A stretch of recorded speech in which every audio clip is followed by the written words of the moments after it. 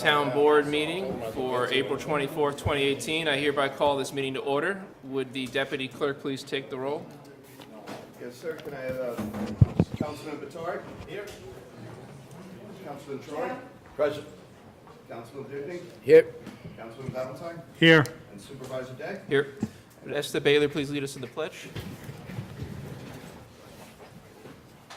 Pledge allegiance to the flag of the United States of America and to the republic for which it stands, one nation, under God, indivisible, with liberty and justice for all. All right, before we get underway, we have a few announcements, a presentation, and then we're going to have public hearings and public comment. The question is what we get to first in the timeline there. So first, in terms of announcements, this month is National Poetry Month, which is one of the proclamations we're going to be having further along. The Orangetown Museum at the Depew House will be having an event this Friday from 5:30 to 7 p.m. Payment will be accepted in the form of a $5 donation to the museum. It's a wine, cheese, and poetry event with harpist Barbara Allen. And then again for National Poetry Month, Orangeburg Library will have Rosemary Rakikopi, our poet laureate, at the top of the stairs gallery in the Orangeburg Library. This Tuesday, Wednesday 10 to 8, and Thursday 10 to 8, and Friday 12 to 5, and Saturday 10 to 3. And again from Sunday 1 to 5, again at the Orangeburg Library. This is the last weekend. This is also going to be the last month of April, National Poetry Month, so it makes sense. We also have a few announcements more specifically to the governance here. We have a public hearing coming up, a continuation for the public hearing for performance standards change to the town code. That will be on May 8th at 8:15 p.m. That's continuation from previous times we've had the hearings on that due to changes in the law. And then on May 15th at 8:15 p.m. is a continuation of a previous public hearing for the law amending the town code regarding devices in public rights of ways. And then again, another public hearing scheduled for June 5th at the town board meeting at 8:05 p.m. That's for a proposed zoning amendment to set a PAC district for the Galway Bay Contracting Incorporated. Before we get to the presentation for our poet laureate, I want to just give a quick, you'll see outside there we have an update regarding aloof plastics, so I want to call your attention to it. We did receive back, I'm not going to go in to read the whole thing because we all have things we want to do here tonight. But the good news here is that we received back one of our two outstanding reports from TRC Solutions, which is our testing company we hired for air quality. We're still waiting on the odor one that was done on site, which also tests for chemicals. This one was a second phase of our ambient air testing for chemicals specifically, so basically safety, not odor. And the good news from that is that the conclusions from that, and also by the review from our air quality review committee, indicate that there, quote, the air is minimal to no risk for residents, with all levels of chemicals falling below the short-term guideline concentrations and most falling below the annual guideline concentrations. This is good. It is not over yet, though, because we are still awaiting the odor issue, which is really the purview of the town anyway. The health issue, we work with the DEC on more specifically. The DEC is working hard, and they also put a letter into aloof requiring them to step up their efforts and deliver a report on proposed solutions based on the reporting that the residents have been putting in through our online reporting system, which is important. We have the public health engineer position. We finally have candidates that we'll be interviewing. We have 4 really qualified folks that we think we hopefully will be able to pull a actual employee out of based on the interviews. And we have pending court dates. We did suffer a minor setback in court with aloof based on a technical, they were given 8 weeks to comply with something and they took longer, and one of the forms did not say 8 weeks. It was a standard form, so the judge found against us in that case. But fortunately, the ruling wasn't on the merits. It had nothing to do with the actual chemicals or smells or anything like that. And we still have pending violations against them coming up on May 8th and May 24th that we'll address in time. And we also will be having our new team in the town attorney's office, which I think is going to really step things up a bit in terms of our code enforcement. So again, I'll call your attention to that piece of paper out there. It's also available on social media and our website. So we're going to now, first we'll be presenting a proclamation for National Poetry Month in honor of our Orangetown Poet Laureate. And then she will be delivering a poem in honor of military service and the life of Rockland County veteran Jerry Donnellan, who passed recently, sadly. So I'm going to read this proclamation, and then I'm going to call Rosemary up to take it and then deliver her poem. Whereas National Poetry Month is the largest literary celebration in the world, with tens of millions of readers, students, K-12 teachers, librarians, booksellers, literary events curators, publishers, bloggers, and of course poets, making poetry's important place in our culture and our lives every April. Whereas National Poetry Month was started and inspired by the successful celebrations of Black History Month in February and Women's History Month in March, with the Academy of American Poets establishing National Poetry Month in 1996. Whereas April was chosen for National Poetry Month in coordination with poets, booksellers, librarians, and teachers, they chose a month when poetry could be celebrated with the highest level of participation in an ultimate effort to encourage poetry readership year-round. Whereas the goals of National Poetry Month are to highlight the extraordinary legacy and ongoing achievement of American poets, to encourage the reading of poems, to assist teachers in bringing poetry into their classrooms, to increase the attention paid to poetry by national and local media, to encourage increased publication and distribution of poetry books, and to encourage support for poets and poetry. Therefore, now, I, Chris Day, Supervisor, Town of Orangetown, on behalf of the entire Town Board, take this occasion to publicly and formally proclaim April 2018 National Poetry Month in the Town of Orangetown, signed by myself and Charlotte Madigan, Town Clerk. Rosemary, would you please come up to receive the proclamation? Thank you.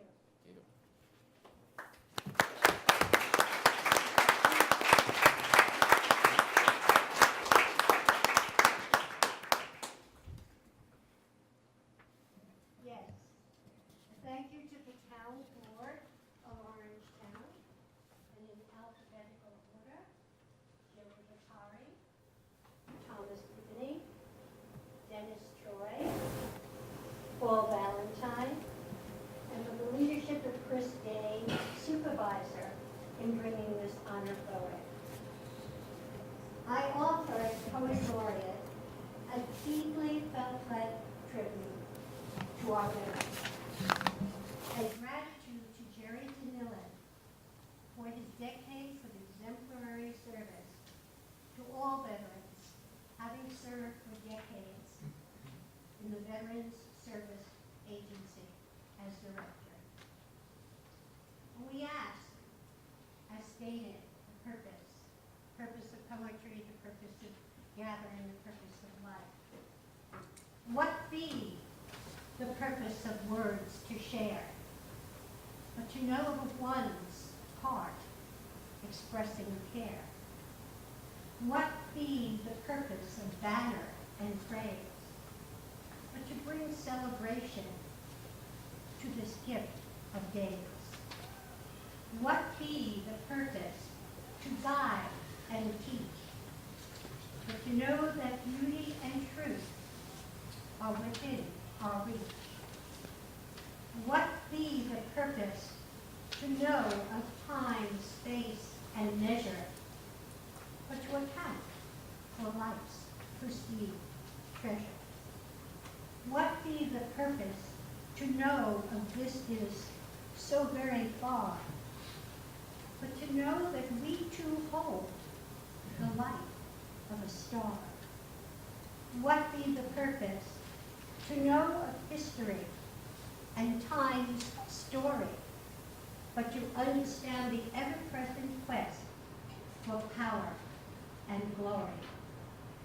What be the purpose of drama and stage, but to act out the calling of soul, time, and age? What be the purpose of music, dance, and a song to sing, but to know the pulsing our hearts do bring? What be the purpose to draw, paint, sculpt, to hold a vision divine, but to revere and mark in splendor a life yours, a life mine? What be the purpose of holding a cord of word and deed, but to live the honor of our days as a blessed creed? And what be the need to wager against strife, but for the freedoms we value, the valor of life? In tribute these words, and with visions clear, in honor of Jerry Danilin, held in heart dear. It was Jerry's dedication that brought these words beyond conceal, for he felt the passion, the knowing, the gratitude real. And so upon a stone, my words in bronze plaque they lay, Cam Shank's Memorial, 70th Anniversary and VE Day. To honor those who lived a cause, our veterans. Flowers and flags in devoted array, a loving tribute we give in homage this day. To honor those who lived a cause, this moment, this day, and so a cause. Hearts and souls in valor known, right intention and devotion shown. Battlefields of victory and plight, through all beheld freedom's light. Answer they did to liberty's plea, that freedom be held for you, a me. Sons and daughters, husbands and wives, children of purpose have given their lives. The breath of freedom, an endowment divine, bequeathed to life yours like mine. With valor and sacrifice they gave, and embraced the call, yet to be brave. In memorial and reverence gather we, for held be the right that we live free.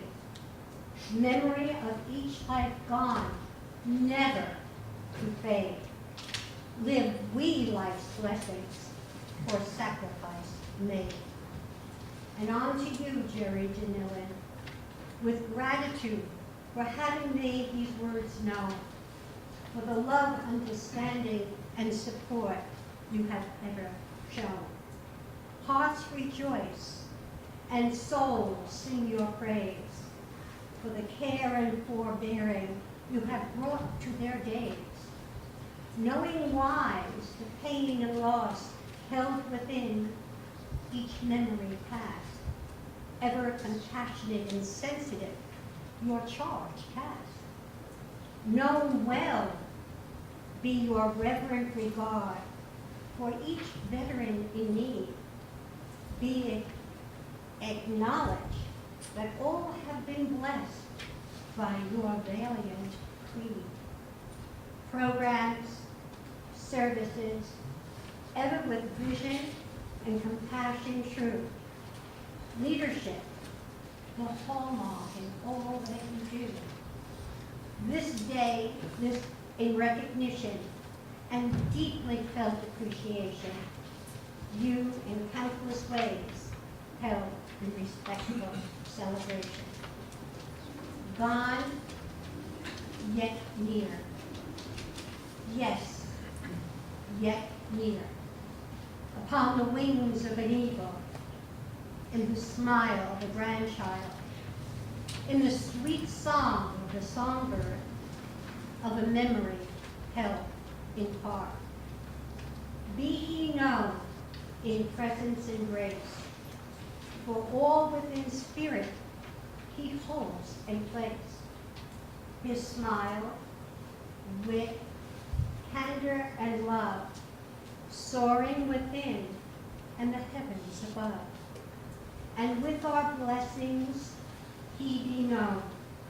His is the glory, the light, and the show. In loving praise, thank you. Thank you very much.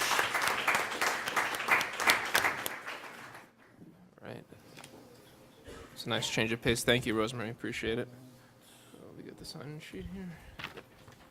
This is the public comment or hearing? Okay, and we have oh, this is public comment. This is for the public comment here.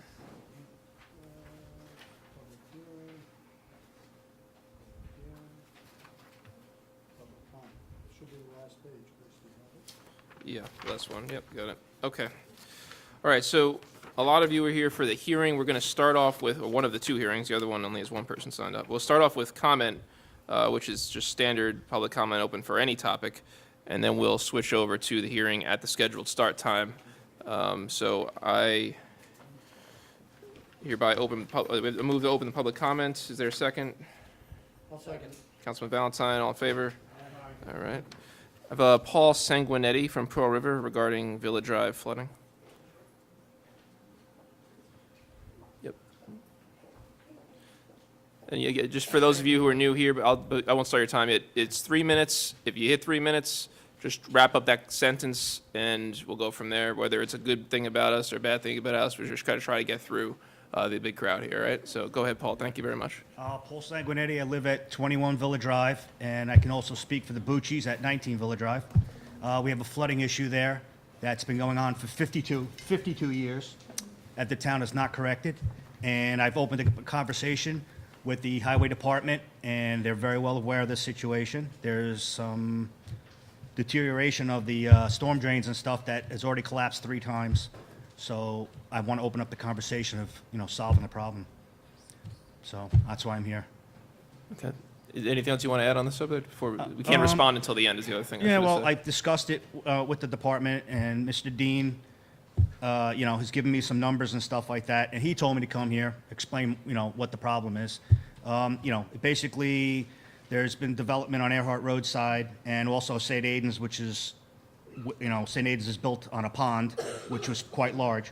So, the water has moved down, and it, I would say, floods out an average of once to twice a year.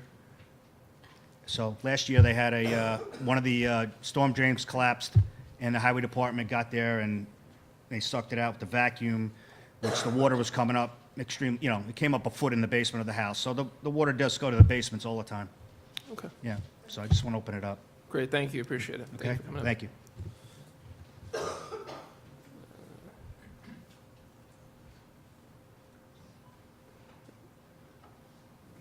Okay, we have Jill Fieldstein from Palisades. Yes, Supervisor Day, can I reorder mine so I'm back to back with Mr. Galanis, who's later in the schedule? I don't mind that. That's fine. Okay, thank you. Let's go in there.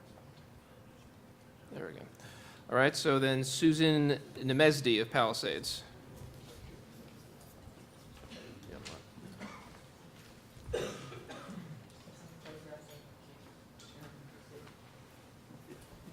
Thanks, Susan.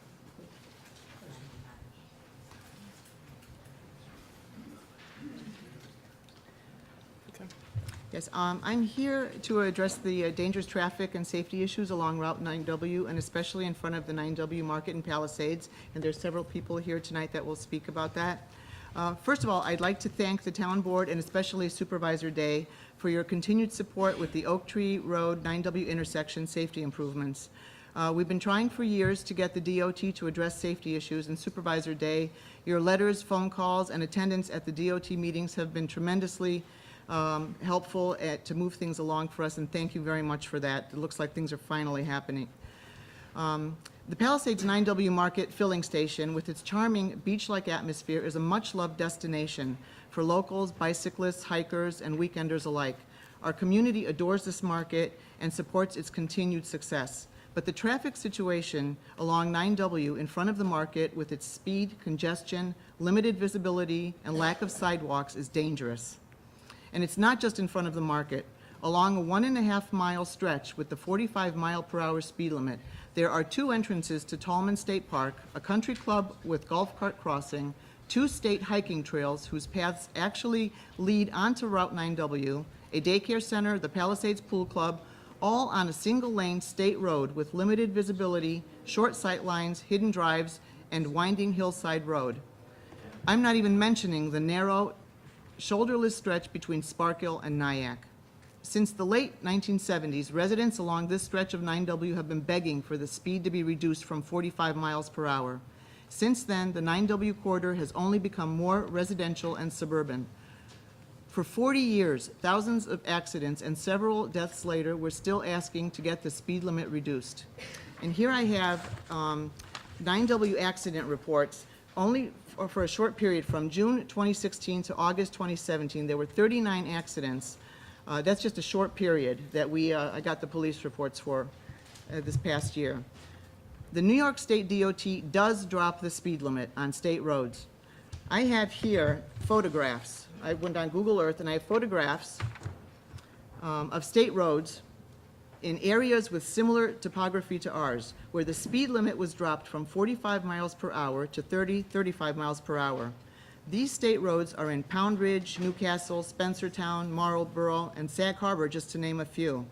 And in Bedford, New York, it only took one request, a few fender benders, and 9 months to have the speed limit reduced from 45 to 30 and 35 miles per hour. You, the town board, have recently been so helpful in this issue. We are now asking you to take this final step and insist the DOT lower the speed limit on Route 9W from the state line to Nyack to 35 miles per hour. For 40 years, we've been asking for this. Thank you. Thank you. Esther Baitler from Venture.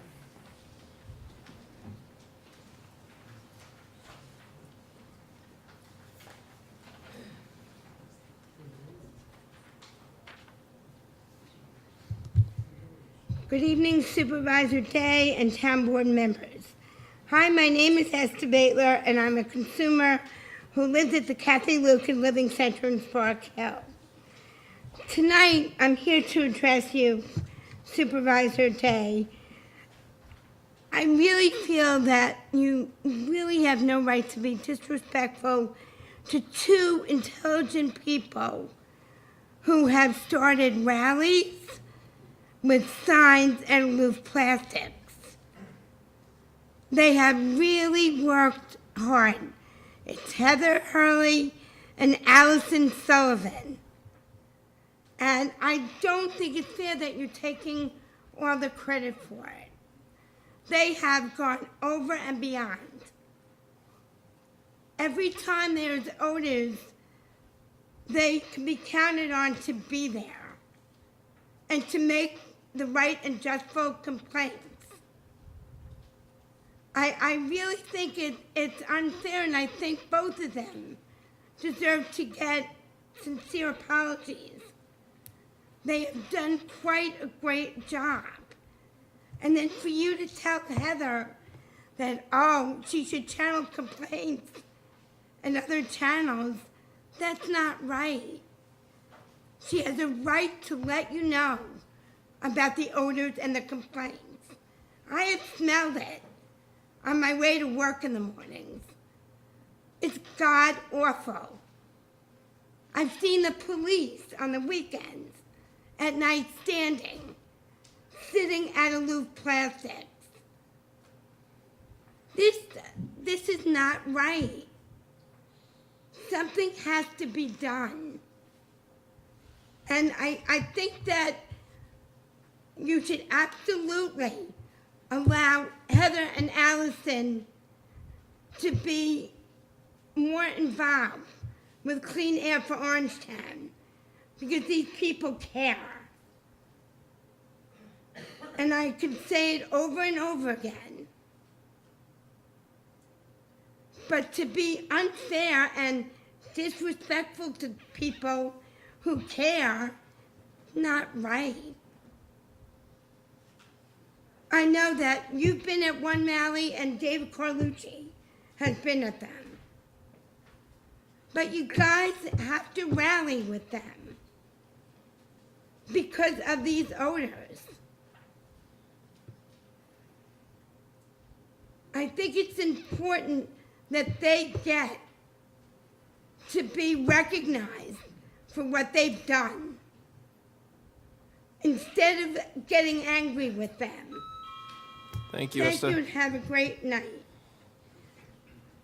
Regarding, for anyone speaking on the 9W market/speed situation, well, not the market parking, the speed, the resolution, there is a resolution in the packet, and right now the town board is 5-0 in favor of it, just so you're aware before you step up. You don't have to convince us on that. We're more than happy to hear your commentary because I think it strengthens the case for the state, but just so you know before you step up there. All right, Milbury Polk from Palisades regarding speeding on 9W.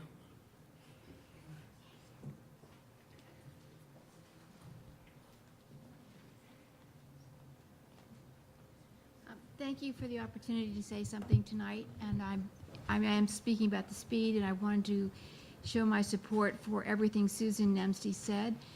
I live on Route 9W right across from the market. I'm very glad that the market is there and very worried about the speed. Our family's been involved or observed 2 fatal accidents, one right in front of our house and one right down the street.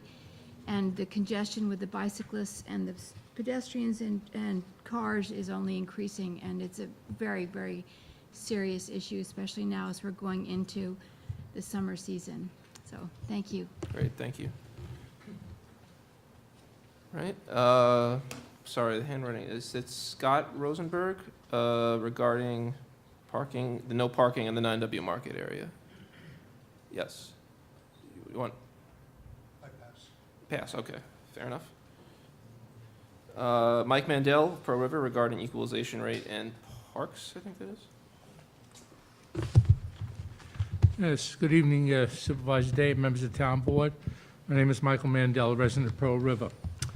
Regarding the equalization rates, just a question. Did the town assessor contest the rates which went from 47 to 45? Was he up there, or is it like last year when the Town Board and everybody else got on his case, he finally went up there and contested it? Clarkstown contested on a regular basis. So what's happening is our property value and taxes are going up. If he was here tonight, I would ask him that question if he could explain it, but he seems to be exempt from coming to the meetings, even though all the other department heads are always here, and they're more than happy to explain to us when we do ask questions. So maybe he could show up and actually wait till we ask questions and then answer them instead of leaving right away. Just to, things with these equalization rates and the homestead, non-homestead, anybody who lives in Pearl River, your homestead taxes are going up by 3.9%. So just be aware you're going to get shot heavy this year. I just wanted to thank the Department of Parks and the Highway for the work in the Cherrybrook Park. Removal of the old skating ring, and especially the park house with its overhang, which was a great place for the youth to smoke marijuana and drink, at times so high that they left full bags of marijuana there. It's good to see that. And I see they're dropping off the soil today to level it out.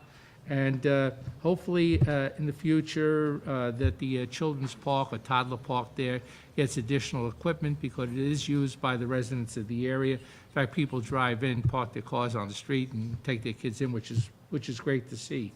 But it's also used, the walkways could use quite a bit of work on them to be resurfaced. They're bumpy, there's kids ride their bikes there, seniors walk there, joggers go through there, and it's used by people going in for commuting. So if that could be considered in the future, I would appreciate that, and thank you for your time. Okay. Thank you, Mike. We've still got a few more minutes here. Vincent, I'm sorry, it's a little bit hard to read. Valley Cottage regarding RMR. Vincent from Valley Cottage, going twice. Okay. Maureen Atchison regarding Aloof.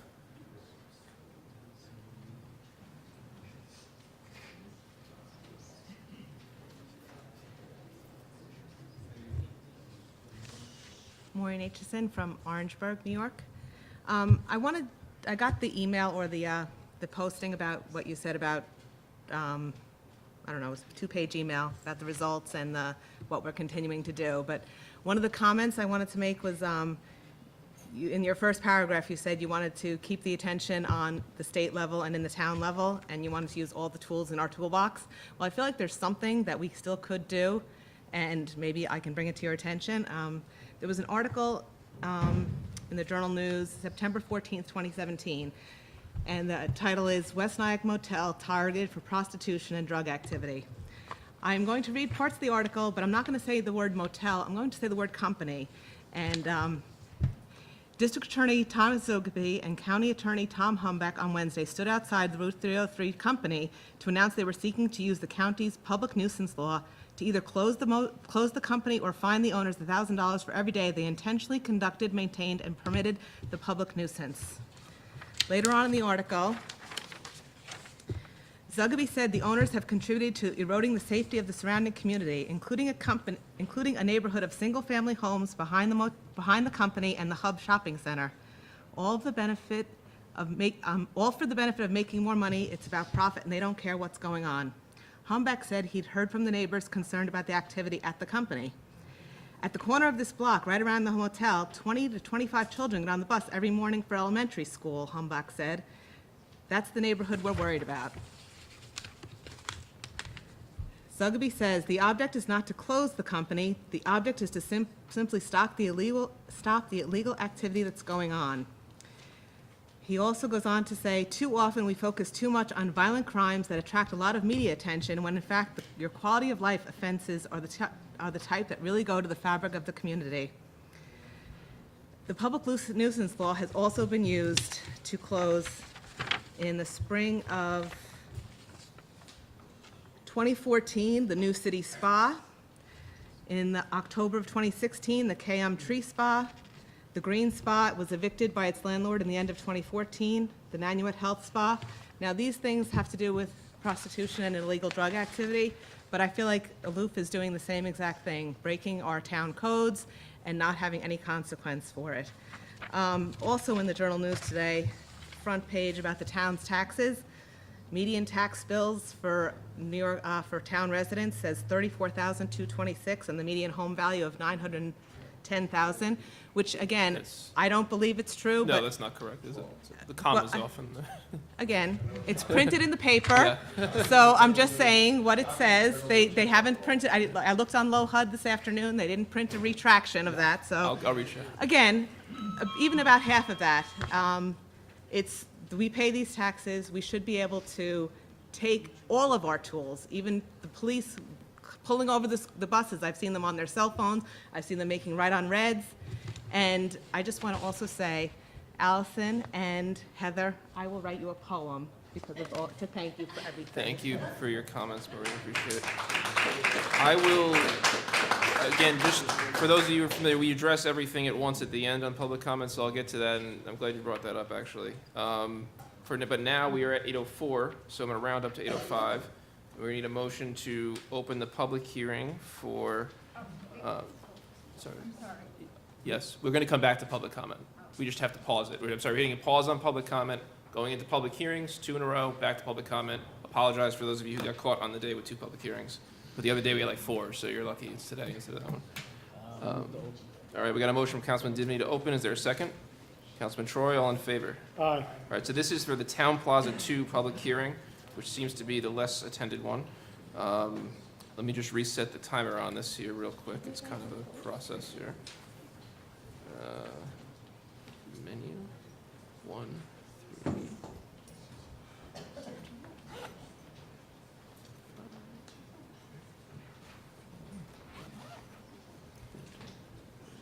Yeah, I did it. All right. All right, so first, sir, that's obvious, you're not Maureen. If you want to introduce yourself. Certainly. Ira Emanuel, 4 Laurel Road, New City. I'm the attorney for the applicant. Right. This is an application to basically straighten out a zoning line. This is a blow-up of the drawing that is in the petition. This involves the Town Plaza Shopping Center, which is at the corner of Route 303 and Mountain View Avenue. Route 303 is down at the bottom, Mountain View Avenue is over here, north is that way. Right now, the shopping center is bisected by a zoning district line. The portion on the east towards Route 303 is zoned CC. The portion on the west, away from Route 303, is zoned LI. It's been that way for decades. We don't quite know why. We don't know why it hasn't been corrected over the time. But the effect of that is that everything that goes on in this building A, all the stores, the shop, the restaurants, et cetera, basically are non-conforming and have been non-conforming all along. And so the application is simply to take this zoning line and trace around the property line so that the entire shopping center is within the CC district as it ought to be. Because those are the uses that have been there historically, those are the uses that are there, and it makes sense to do that. The question that arose from the county planning department, which they answered themselves because of the information that we were able to provide, was, well, what happens to parking if you change it? Well, your parking requirements for your uses in the LI district and the CC district don't change. If you need a certain number of parking spaces for a restaurant, it doesn't matter where it is, which district it's in. We provided a parking study that showed that we had more than enough parking spaces for the uses that were there and any uses that might be going in there. So there really should not be any problem. And in fact, what this would do is it would make it easier as vacancies arise in Building A, the one that's in the LI district. It would make it easier to rent those spaces out, which obviously increases the value of the property, and that, of course, has a benefit to the town as far as taxation is concerned. Great. Does anyone on the board have a question for the applicant before we switch to the public? Yeah, we've discussed this at length, so, yeah. As we checked, they have everything. That's what they told me. Here's the notice. I'm just following up, there's a requirement to file an affidavit that the public hearing notices were posted, and the applicant's indicating they did. We have that? Okay, great. Just to clarify, just for the public, so the change you're proposing is just rectifying the situation because the uses in that that zone that you want to change to are already allowed by variances in Section A on that map. We're not real sure. But They were allowed at one time, and for the most part, they continue as non-conforming uses. However, what precipitated this was that we had one space that had been used as a restaurant. The space had gone unused for a year or more. The building inspector determined that particular space had lost its prior non-conforming use, lost its grandfathering. And so in order to put a restaurant which wants to go back in there, we needed to either get a use variance or we needed to get this zoning rectified. And quite frankly, fixing the zoning is the way to do it rather than piecemeal. I know that area. You used to have the Thai restaurant there, that's correct? There's still a Thai restaurant. There's an Italian restaurant. There was an Italian restaurant there Yes, for... Sweet Tomato had been there. Yeah. There's Calabria Pizza is there now. There's a delicatessen in there. No. Right. Yep. Yeah, that's all still there. All right. Any other questions from the board? No. All right, thank you for your presentation, or your repeat presentation. Now, I do see Maureen and Martin Leahy. Are you guys here to talk about this one or the other one? You're signing on this one, but I'm not sure. Yes, okay, thank you. Do you want to speak on the other one, or is it for this hearing? It was for this? Okay. All right, is there anyone else for this particular public hearing that would like to speak? I'd like to know more about it, how that's directly across. Why don't you, we'll just use you as public, if you want to step up and you can ask any questions. You have to step to the microphone and introduce yourself, and then we'll take the comment and respond as necessary. Sure. You don't have to. My name is Ivy Kramer, and I just bought on Mountain View Avenue, actually directly across from where the plaza is. It's a private road, which is on 303, and there's a driveway. And so my concern is, how is the change going to affect residents? It's a light commercial. I don't know much about zoning, but it's a light commercial. It's zoned for light commercial right now. Is that correct? Keep this finished, we'll get to you when you're wrapped. And then, so changing the zoning would bring in more,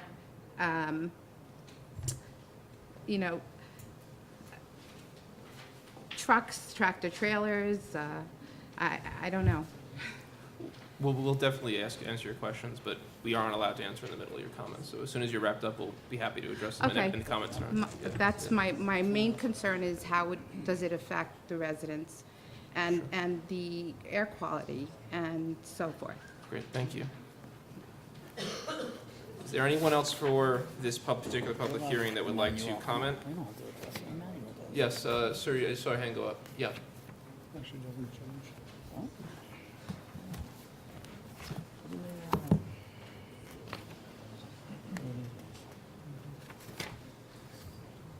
Just Good please state your evening. name for the record. Thank you. Hi, Jerry. My name is Larry Forgotch. I actually own the property directly across the street from the Tappan Plaza. I've been there, I believe, since 1996 or 7. This is my son Edward. And we just found out about the meeting. Would the application have any effect on our property at all? That's the question that I have. No, not it's specifically this parcel. Because I believe my property is CS zoned, it's commercial shopping, and I think we pay a little higher tax rate because of it. That's the No, question I it's just have. specifically for this property. Okay, that's, so what I'll do is then, in the next few days, I'll do some research on my own, just to try to figure it out. I just got notice of the meeting the other day, so. So I just want to go on record that I was here, that's all. Okay. Great. All right, thank you very Thank much. you. Thank you.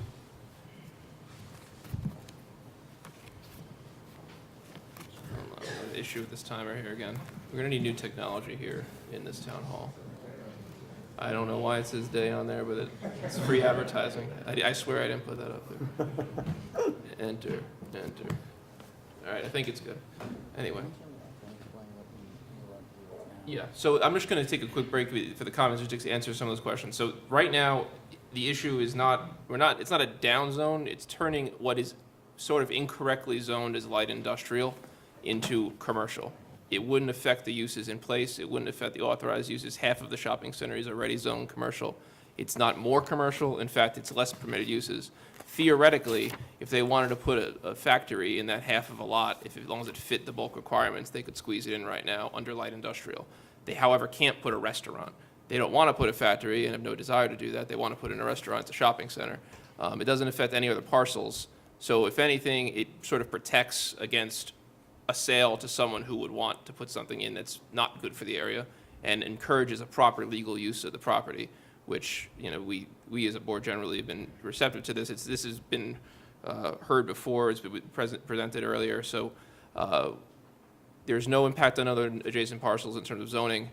There is no downzoning involved. It's turning an area that's half light industrial and half commercial into all commercial, and it's the same as the adjacent zone as commercial, so there wouldn't be any changes in use. It's sort of just correcting an incorrect line and an incorrect process. There's many years where sometimes something was a non-conforming use to get a variance instead of fixing the zoning. We're trying to fix the zoning rather than give variances, and this is an example of that. Is there any other commentary for this particular? Well, Mr. Emmanuel, can you just address the public and tell them what is allowed in the light industrial zone and what, as opposed to what is allowed in the other zone? Sure. According to your zoning code, use is permitted by right in the light industrial zone: theaters, fire, police, and community-owned ambulance stations, and government offices and office buildings, business and professional offices, commercial recreation establishments, service establishments, commercial dog kennels and animal hospitals, automotive and machine repair shops, and open automotive and trailer sales lots, automobile sales rooms, all types of manufacturing uses, wholesale sales or storage warehouses. Those are the uses that are permitted by right in the LI district. In the CC district, which is the other district that already affects the property, all uses that are allowed in the CS district, and I don't have that list with me, I'm sorry. Pet shops, upholsterers, undertakers, commercial print shops, including the printing of a newspaper, trade schools and other schools of special instruction, telephone exchanges, and theaters except for drive-in theaters. Those are the uses as of right in the CC district. The CS district is probably retail, local Restaurants. neighborhood retail, restaurants, that sort of thing. So- Retail, drug, dry goods, and restaurants, et cetera. So CC, so the public knows, is a lot less industrial, a lot more acceptable to people who have residential houses, at least I would say that, I would agree with you, sir. And the property's been used that way all along, at least since I've been here, there's always been restaurants and Yeah. there was a video store in there and Well, you got the a deli, liquor store, there was a, you got the, This shopping center was first approved in 1989. And among the other businesses that people may remember, Sweet Tomato, Little Scoops, and La Artista Restaurant. Right. All of which, by the way, were in the LI District building. right. that was a good restaurant. Okay. All right. Okay. Any other questions? Well, does anyone else? Is there any other public comment on this particular hearing? Artista is good. Okay, so, Mr. Supervisor, just one other thing, if I Yes. may. You did receive a memo from the Rockland County Planning Department, which recommended modifications. The modifications that they recommended were review by the New York State Department of Transportation and the Rockland County Drainage Agency. If those reviews have not yet been obtained, I would ask the board to override those particular recommendations. There is absolutely nothing that is going to be built as a result of this approval. This is strictly moving a line on a map. There is nothing on here, well, first of all, the drainage agency, the county stream is on the other far side of Route 303, so it's nowhere near. And with respect to the Department of Transportation, we're not doing anything that would increase traffic or affect traffic flows. We're simply setting things up for the future. When we do come in, if we do make any changes, at that point, the planning board would be obtaining the input from the Department of Transportation. So we'd ask for an override on those two matters. thank you very much. I'm just going to go now for a moment, turn to Rob. Is there anything in terms of technicalities here that we need to know about timing of notices and Well- things like that related to whether we close or continue the hearing? Well, I guess Mr. Emanuel can proceed at his peril, I suppose. As he's aware, if, certainly the board can override something like that. We did send it out for state DOT and county drainage agency. My recommendation, I know it seems silly in this case, but would be to put it over for a couple of weeks just to give them an opportunity to be heard. Again, it only delays them a couple of weeks, and we give them the courtesy of having been heard. So that would be my recommendation, is to continue the public hearing, just to get those two items. And if we don't have them in the 2 weeks, then, proceed with an override. Okay. Is everyone okay with doing the continuation? George, Sherry, you have something? Yeah, that corner does flood, the Mountain View and 303, and matter of fact, in the last storm, it was flooded. So I think there was supposed to be something done with that. I'm not sure where the status is. I'm not sure who it is, but there was a pump, there was a building downstream, if you, it was going. But that corner is flooded for as long as I can remember. Yeah. Right. So then I think it'd probably be best if we move to continue and get in here the. Yep. All right, so do I have a motion to continue the public hearing to June 5th at 8:15 PM? From Councilman Choi, second from Councilman Batari. All in favor? Aye. I'm sorry, that was June 5th? June 5th, yes. That's the next available date that you have. Thank you. Thank you. Okay. And then moving on.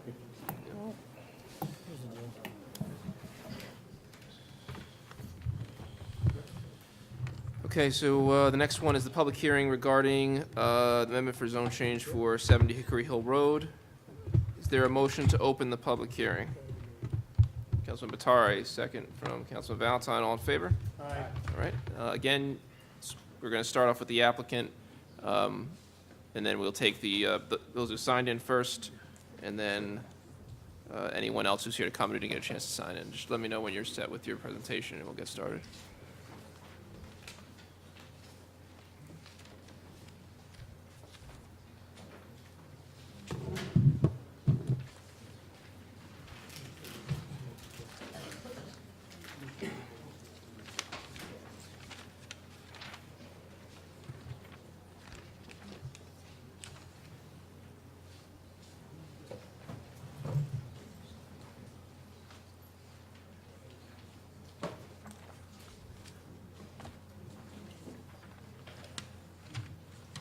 Hey, good afternoon. All right. Let me know when you're ready. Us or them? I didn't say anything. You're having hard to hear back there? Can you hear it right now? The podium, okay. So if we could just, maybe, is the microphone movable? Make sure you Yes, it is. move it a little closer to yourself, if you don't mind. Do a mic check, and we'll see if they're okay. Can you hear me now? Is it a little closer? Is it on? It's on. I can hear the little reverb, but Hello, testing. Can you hear me now? still not. Still, I don't know what to do. just take it off the stand and hold I it. need my hands to do the other Okay. things. Maybe we can adjust. It's definitely on. Yeah. All right. Okay. So, One more time. test. Can you It hear me sounds now? better to me. Do you hear a little better now, folks in the back? All right, we're just gonna make sure everyone keeps any crosstalk down, so we can make sure that the whole room can hear. Okay. All right. My name's Go ahead. Dwight Joyce. I previously filed with the clerk's office earlier this evening the affidavit of posting. I represent the applicant. One second, let me just log in. I represent the applicant in his petition to the board to have the lot line corrected from the partially R15 and partially R40 into solely R15.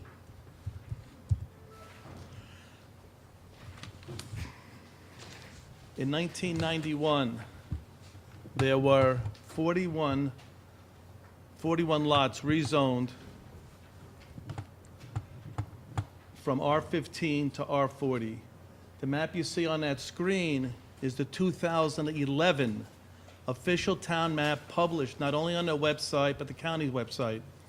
I also have, if the town board wants to see it, is the 2008 official map, which also has this area as R15. If you look in this area here, where the green mark is, that is the lot we're talking about. I'll zoom in a little closer so it's easier to see. That lot is 70 Hickory Hill Road. Let's see if I just got to move it up now. Liberty, Hickory Hill, Sergeant. It's hard to move with the mic here, so. Exactly. This lot here is the lot, let me just mark it, is 70 Hickory Hill Road. That lot is partially R15. This portion here is R15. The rest is R40. The adjoining lot is almost all R15. It goes back like that. The lots behind it are all R15. And in 2011 and in 2008, the town published maps telling the world it is R15, despite the fact in 1991, the board passed a resolution changing it to R40. If you look at this map, let me just get rid of that overlay.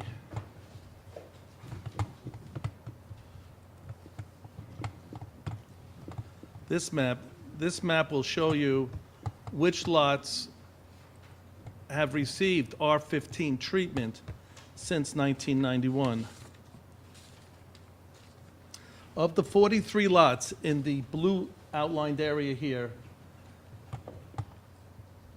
41 lots are R15, 2 lots, this one here and this one here, the lot in question, are R15 and R40. Even after the building department received a letter from the area residents in 1997, if I may hand this to the clerk, in 1997, advising the building department that it is R40, the town continued to publish an R15 map for this subdivision. So of the 43 lots, 4 lots were excluded from the R40 treatment. These are the lots here. These 4 lots here were excluded from the R40 treatment. 9 lots, this one, this one, this one, this one, this one, this one, this one, this one, this one, and this one were processed during their approval building permit process as R15. Of the 21 remaining lots, 21 additional lots, this one, this one, this one, this one, this one, this one, this one, this one, this one, this one, this one, this one. Let's see, get down here, this one, as well as this one, and all of these through here received building permits and/or COs based on R15 after 1991's resolution. Some of these lots received 4 or more building permits or COs based upon R15. 6 of the lots, this one, 2, 3, 4, 5, there's another V in here somewhere. Oh, here it is, here. Received variances based upon an R15 district. The application and the approval both said R15 district. One of these lots is owned by an attorney, and he represented that it was R15 to the town. He also represented one of his neighbors, and he represented that that neighbor's property was R15. One lot here, this one here, received a violation based upon R15 zoning. So of the of all of these lots, there's only 2 lots, this lot here and this one here, which is ours, the one for the application, are the only 2 dissected by the R15 zone. Of those, I'm only addressing number 70 Hickory Hill.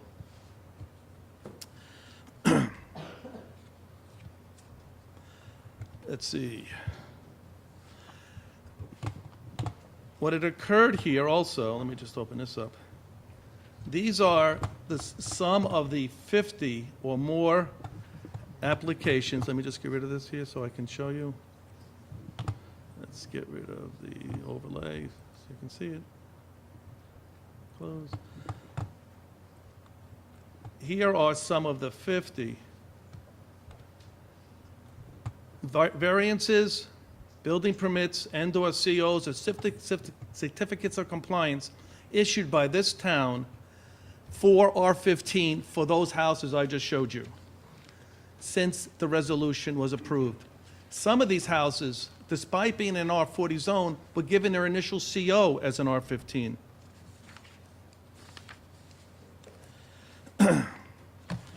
So, it was in this framework.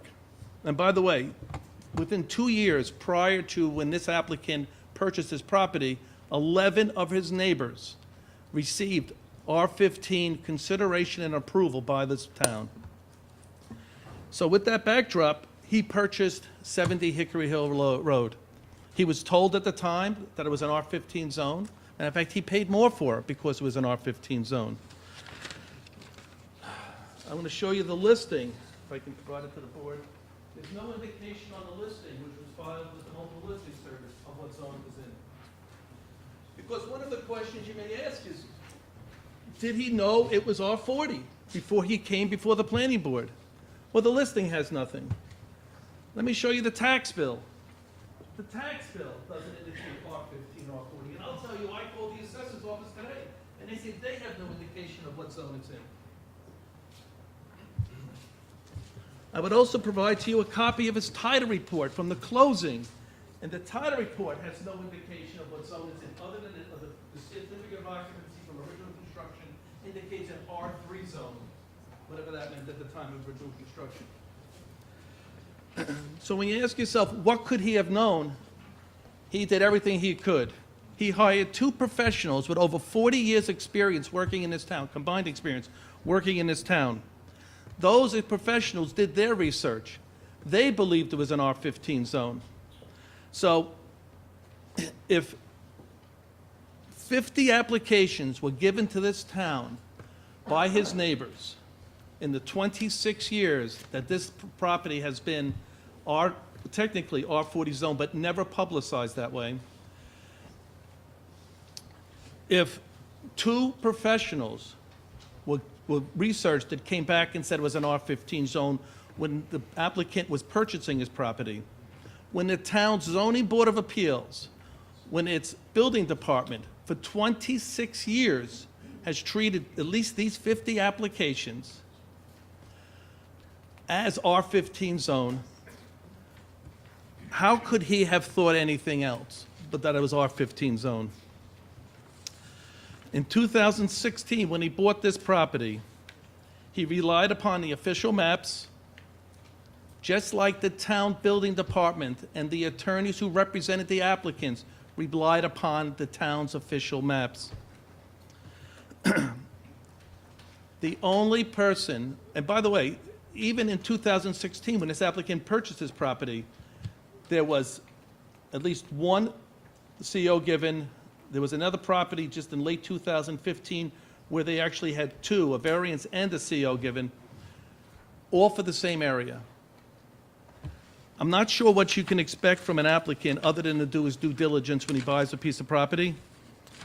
This person did it. I have to believe the town did it. I do believe that somebody, somewhere, must have known it was an R40 and either forgot or didn't follow through. But your official map, and you can go back, I looked at the 2008 and the 2011, the 2011 I had up before, clearly show it to be an R15 district.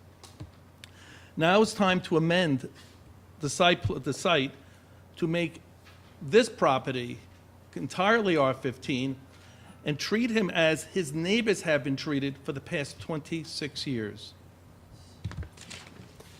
Does the board have any questions for the applicant before we move on to the public hearing portion? Is one of the professionals here?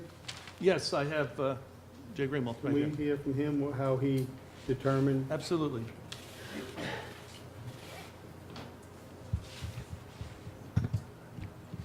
How many games on this? No. My name is Jay Greenwell. I'm a land surveyor. I've been working in Rockland County as a licensed land surveyor since 1985. We were originally contracted by Mr. Mohammadaj in October of 2016. And one of the first orders of business always is to look into the zoning of the property, the topography of the property, the tax maps, and so on. Every indication that we had, as Mr. Joyce has indicated, from both the 2008 official map and the 2011 official map indicated that it was R15. We gave him the green light that this looked like it could be developed without any variances. We were hired to complete a survey, a topo, a tree location. We prepared what we felt was a conforming two-lot R15 subdivision. We engaged a professional engineer at his expense to prepare a drainage report for submission. We prepared a complete application, and a two-lot subdivision layout with the application forms was submitted in early January of 2017. A $475 application fee, a drainage escrow fee of $2,400, the GIS fee of $65, the legal advertisement fee of $150, 3 copies of the drainage report, 30 copies of the subdivision plan, the complete package, the deed, etc. And much to our surprise, one of the first comments we got was from Mr. Giardello's office that the site was R40. Dwight and I decided to go to the planning board anyway to have our, at least commence the public hearing and see what other comments there were, but obviously we had to ask for a continuation at that February 8th, 2017 meeting, a little over a year and some ago now, and started to review and figure out what we should do, and that's why we're here tonight to petition for, in all fairness, what should set this right. Thank you. Thanks. Any other questions from the board? Just, I see we got Rick Oliver here from the building department. Maybe we want to have him speak before? Sure. Rick, could you please come up? Maybe after?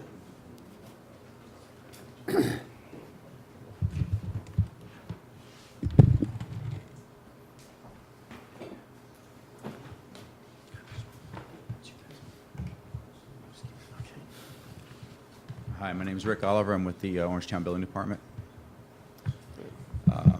Basically, everything Dwight said is correct. It's May 13th, 1991. This was turned into an R40. The maps were never changed. And we haven't given out COs for quite some time. There's been 5 variances that are in that area. Same numbers, he's got 43 properties in the zone. There's one property that under R15 or R40 would be subdividable without variances. Any other variances, any other subdivisions would require a variance. So this particular lot does have its foot in the door for an R15. And other than that, everything he said is, you can substantiate. Any other questions for? Do you know why in 1991, the town board made this an R40? My understanding was it was an R15 originally, and they had a nice community there. They had nice pieces of property, and decided they wanted to maintain that essence, or that quality that they felt they had with the larger parcels, and didn't want to see it subdivided. But that's conjecture on my part. Was that a petition by all the residents of Hickory Hill? The residents, yeah. And I'm not very knowledgeable on that, but my understanding is they went in front of the town on a couple separate occasions, once and then a year later also, the second time they got it. All right, let me go back over a point you just said. You were saying that if any of these other properties that is R15, can they subdivide? You're saying subdivide with variances? There's only one property there. The address is 98. Has no problem with a subdivision. Any other property in that area would have to go in front of the boards, whether it be for a front yard setback or setbacks for the building, or most of it's front yard, street frontage. And that's under, if it were to all be R15 or under current zoning? That hypothetical of that subdivision? Under the R40, there wouldn't be any. It'd be too great. So you're talking about you probably wouldn't get hypothetically- any subdivisions. Right, so in that. hypothetically, if they were all under R15. R15, there's a couple that have front yard, but then they'd probably run into issues as far as setback for the buildings. You still have to make it work. Okay. Any other questions for? But you could go to the zoning board to get variances for that, right? Yeah, that would be the process. So you'd put your application in, then we'd look at it to meet all the zoning requirements, and then refer it as required. And that would be which we're not contemplating, just to be clear for everyone, this is only this this corner. It's not all those other parcels being contemplated. Correct. Yeah, okay. Okay. Any other questions from the board? No? Okay, so thank you. We're going to go on now to the public comment for the public hearing. First sign-in here is David Howe. I'm going to, before you start, I'm going to see if this timer, I know, if this timer goes up instead of down, I'm going to switch to my cell phone. We're having issues, but I'll keep you track of your time, so go ahead, sir. Hi, I'm David Howe. I'm number 20 on Dwight Joyce's hit list up there. With regard to, Mr. Joyce did a wonderful job. I think he did a tremendous amount of research, and he deserves accolades for doing what he did in terms of helping Mr. Mahatmataj with regard to this prospect. What's interesting here is that the issue really is not about that there were 50, 49, 48, 51 applications. Each of those were for one house, one lot, an enlarged kitchen, maybe a second bedroom, or doing something else. What Mr. Joyce and Mr. Mahatmataj are asking is the first time, go through that list in terms of 50. This is the first time where someone is saying, give me what in 1991 this community traded, right? They traded from going from a lesser density to a higher density. Give me what they made this deal on so that now I can subdivide to put in 2 houses.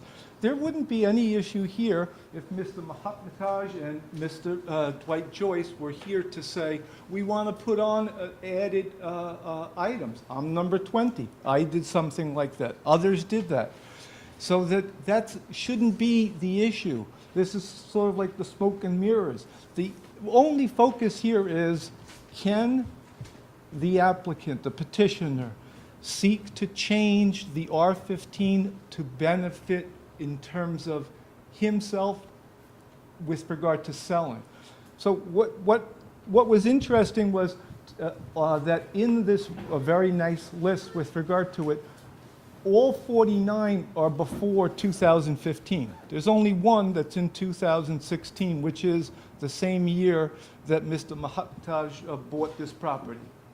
So before then, we got 49, then we have 2016, one applicant. That one application, most interesting, was on a similar lot size or so, which was purchased for about $401,000. That person fixed it up based on not subdividing, but putting money into increasing the house, got a variance, sold it for $850,000. Now, I went to Brooklyn Tech, and maybe my math is not correct, but it's $449,000 profit. So Mr. Mahataj can't be in a situation where to say that I'm being squeezed out, I really need your assistance in order to make an economic recovery. He is making an economic recovery, and it's unfortunate to have, instead of the town board looking at that this is a homeowner who needs assistance, this is a petitioner who is seeking on a commercial venture to use the town board to change that which in 1991, 27 years ago, various persons gave up that right. They gave up an R15 to make it an R40 on there. So with regard to that, there's only 6 variances out of this big long list that I saw. That's what the V's were, right? That were only 6 of those. All the other ones, including myself, number 20, received building C of O's with regard to an addition. We put on a living room, an addition on there. A couple of corrections, which is that Mr. Joyce had indicated never publicized. I'm not exactly sure, but Mr. Magrino will certainly be able to correct that. In order for the law to pass in 1991, it was publicized. The fact that the building department made an error should not be up to the town board to correct that error. Other folks are going to be speaking with regard to the historical quality, how Hickory Hill came about, the people who live there. But if the town board, in voting to allow the subdivision, ultimately that's what this is all about, in order to profit this one applicant who also doesn't even live in Hickory Hill, but bought a house in December in Blauvelt, and where there's a mortgage that shows that that's his primary residence, and he's living in Blauvelt, so he needs to subdivide this property just to have an economic gain. And you'll hear about how, if the board votes to change, to allow for the R15, that once broken, never put back together again, and the character and special interest of Hickory Hill will forever be changed. Thank you for listening. Thank you. Based on the annotations here, it looks like Alex Levy, sir? Go ahead, sir. Good evening. My name is Alex Levy.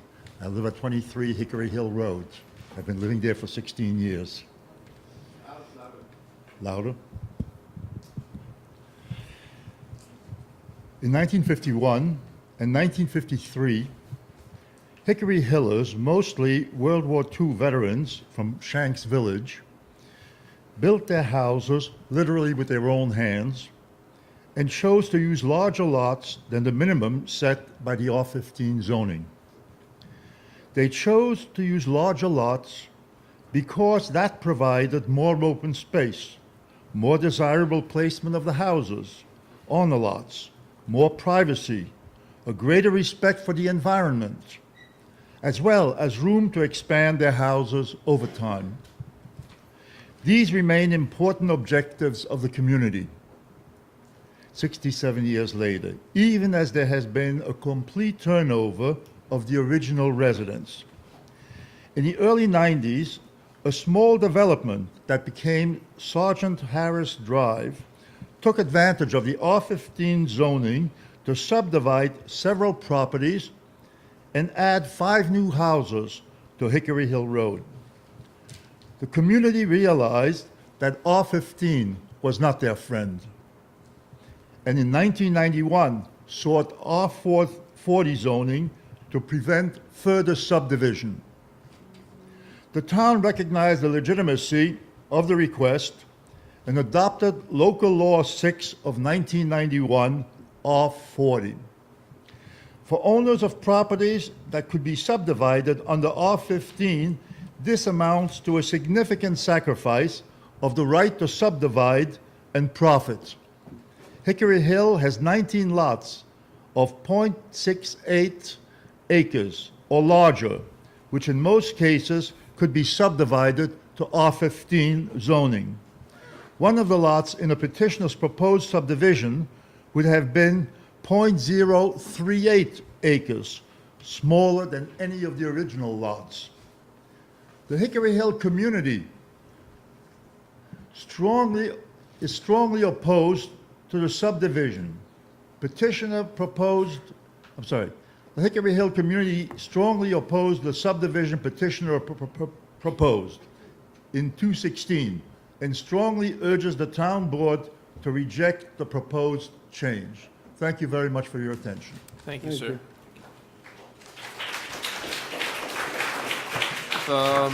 Marianne Drew, I'm sorry, I can't read the rest of the last name. Okay, it's Mary Ann Drew Evans. Evans, okay. And I'm at 81 Hickory Hill Road. Great.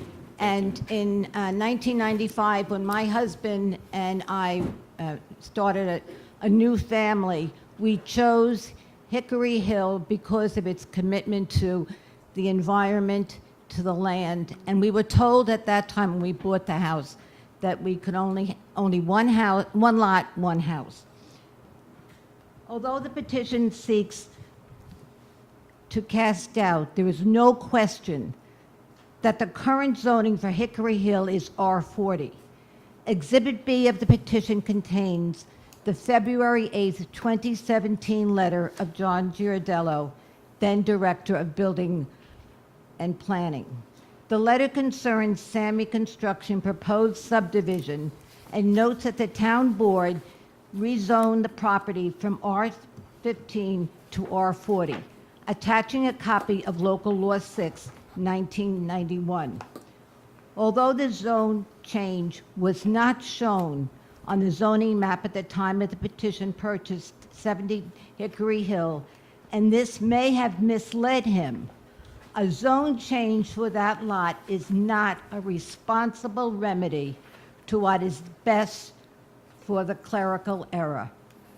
A responsible remedy needs to deal fairly with the interests of both the petitioner and the Hickory Hill community.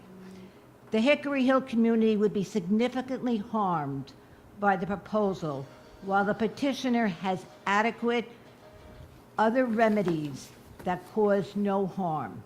The town board need not approve the inequitable proposal. One person's desire to change should not impact a whole community. Thank you. Thank you. Joel Tozer. Is there a Joel Tozer? Looks like Tozer. Or Tozin, possibly. Tozer, okay. Got it.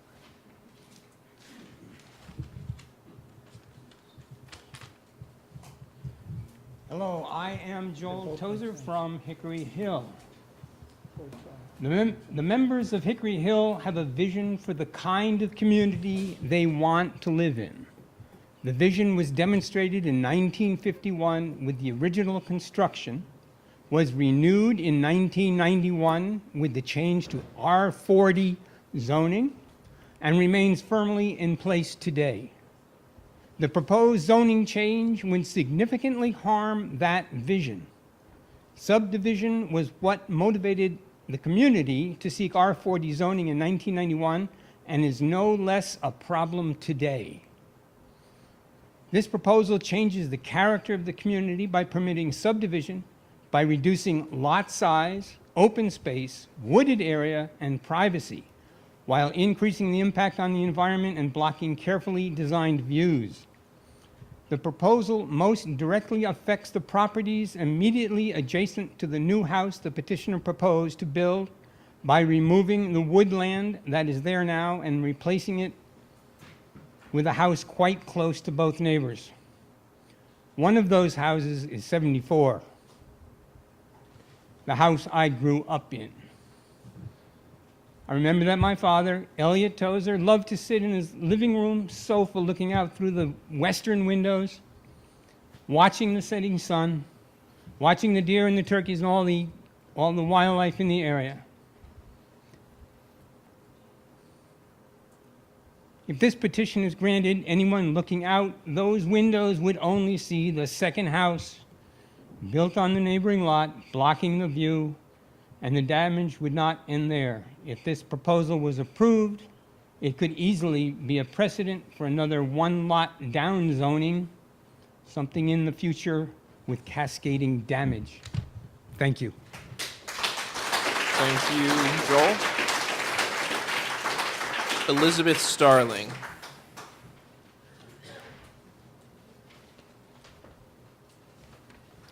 Good evening. I'm Elizabeth Starling. My husband David and I live at 39 Hickory Hill Road. I'd like to kind of continue where my neighbors have left off. This proposed zoning change is really inequitable because only the person who's asking for it is the one who's going to benefit from it. We have all voluntarily given up our rights to subdivide our properties, and we like the fact that we have a lot of open space in our neighborhood. As Joel was just saying, we have an abundant amount of wildlife in our neighborhood, and while on occasion the deer can be annoying and eat a lot of bushes, they still are really one of the things that makes our neighborhood really a paradise, a mere 15 miles from New York City. We are very much opposed to the opportunity to subdivide this property. We feel that there are ample opportunities for the individual who purchased this property to renovate and seek some benefit if that is his intended purpose in purchasing this property. There are numerous houses in the neighborhood that have been purchased for small amounts of money that have been renovated, and great financial benefit has accrued to those who are selling them. It is our understanding that the house at 75 Hickory Hill was purchased for $375,000, so that certainly falls into this particular category. While it is clear that the town has made some numerous errors related to publishing zoning maps, issuing certificates of occupancy, again, these are not issues that are in question.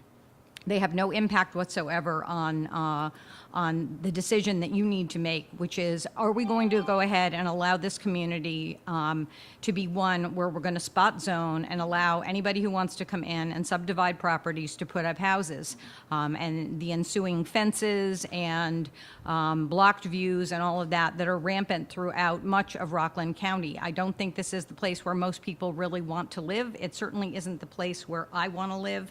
And so I am respectfully asking that you do not approve this request for spot zoning. Thank you. Great. Thank you. Christine Troy. Christine Troy.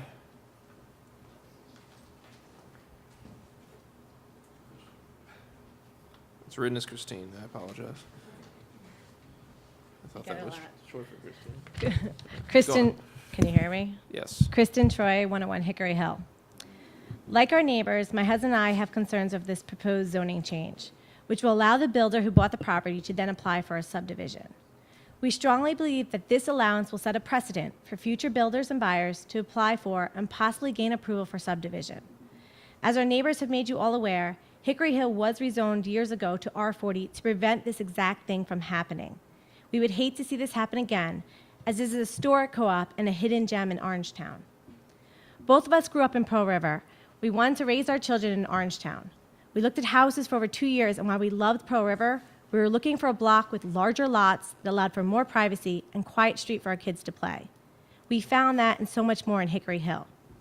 If you have never been on Hickory Hill Road, you may be surprised as our friends and family are when you turn off Summit Avenue. My dad grew up on Summit, and my family is still amazed at how so much has changed in Tappan and Orangetown, yet how much of Hickory Hill Road has remained the same.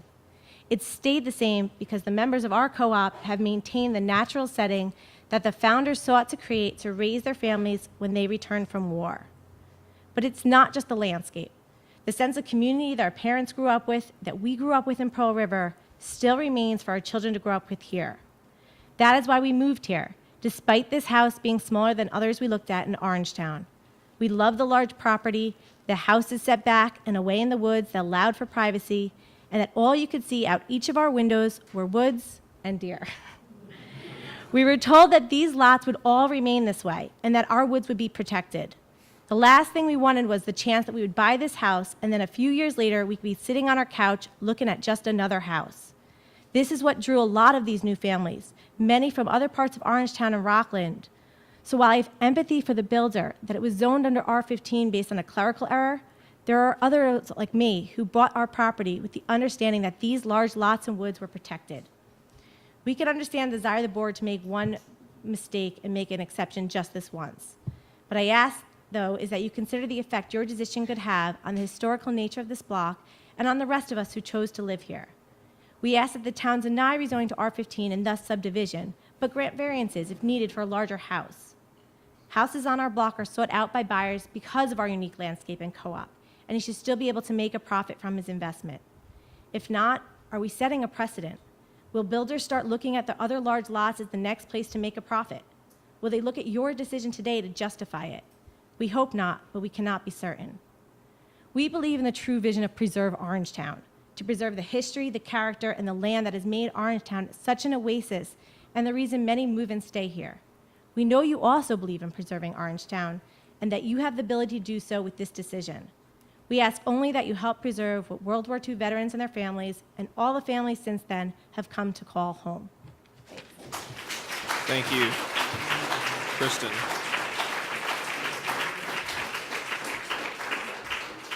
Jimmy Giorgetti.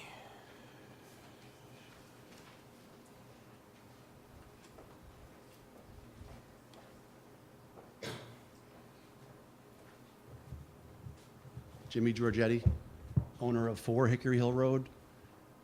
Bought into the neighborhood in 2004, did a renovation in 2008, had the opportunity to work with Jane Slavin. Jane helped us construct the perfect plans to keep the continuity of the neighborhood, something that was important to the community, something that we learned over the last 4 years and became important to us as well.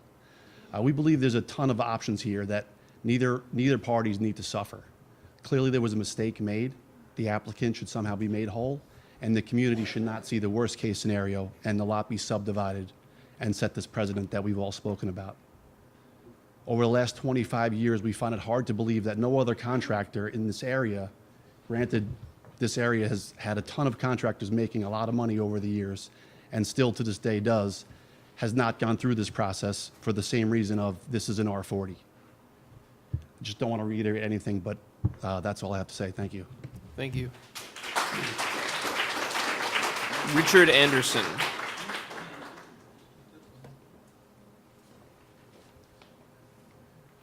Gentlemen, good evening. Richard Anderson, 66 Hickory Hill Road. I've lived with my family for the past 8 years on the adjoining lot to the gentleman making the application.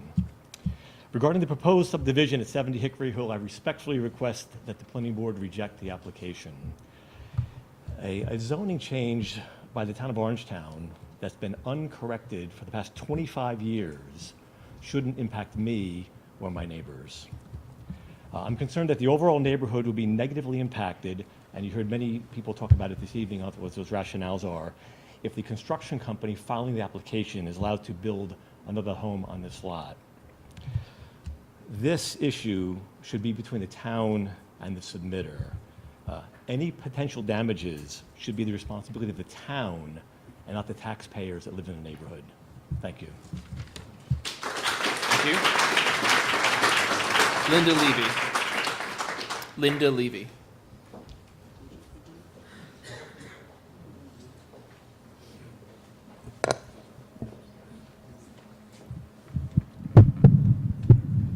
Can I be heard? Good. Okay. I'm a resident of 16 years in Hickory Hill, 23 Hickory Hill Road, past president, past and current social activities chair. When I first came to Hickory Hill, I was coming to visit a friend who had moved here. I turned onto Hickory Hill Road and I said to myself, what is this place? I had never seen in all the years living in Bergen and Rockland County anything that looked like I was back in Vermont. When it came time to move, I told my friends that I would buy any house in Hickory Hill, but I wanted to live here. It was the land, the trees, the green space, the orientation of the homes that appealed to me. When I became president and we had to go through all of our I'm assuming that everybody knows the history of the community. We were going through the records, and I asked myself, why has Hickory Hill survived 68 years when all the other cooperative housing developments have gone by the wayside? There are several reasons, but tonight we are talking about land use of the community and the way the land was developed. The large lots, the houses placed at advantage in terms of keeping population density low. From nearly every window of every house, there is a view of nature, animals as well as trees, plants, sky, sometimes mud and snow. Every day I walk around my house and I enjoy that I am inside but also outside. And that is both spiritually and psychologically important to a healthy sense of well-being. I would not like to see one neighbor of mine lose that experience.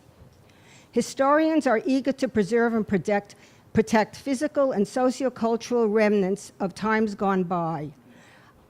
Orangetown has acknowledged Hickory Hill's historical importance time and time again.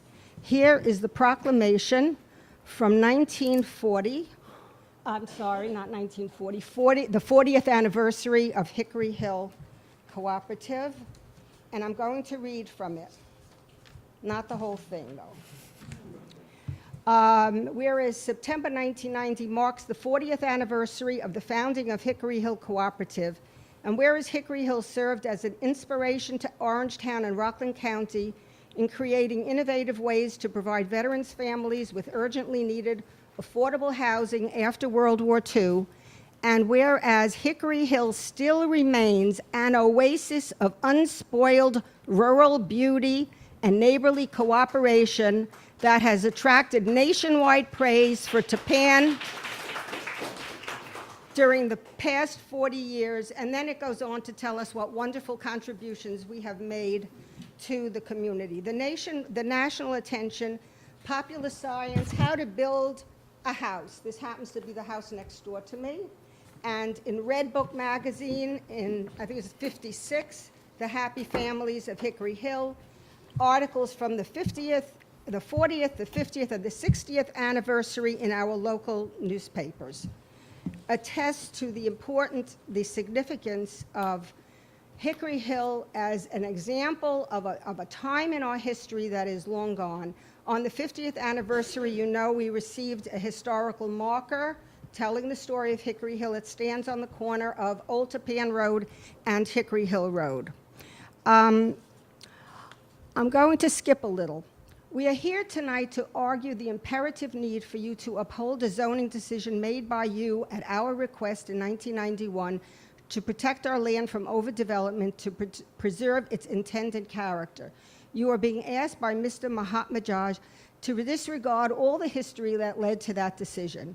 That history took land away from Hickory Hill and created a separate community of houses, Harts Drive, which has never become integrated into Hickory Hill, either physically or socially.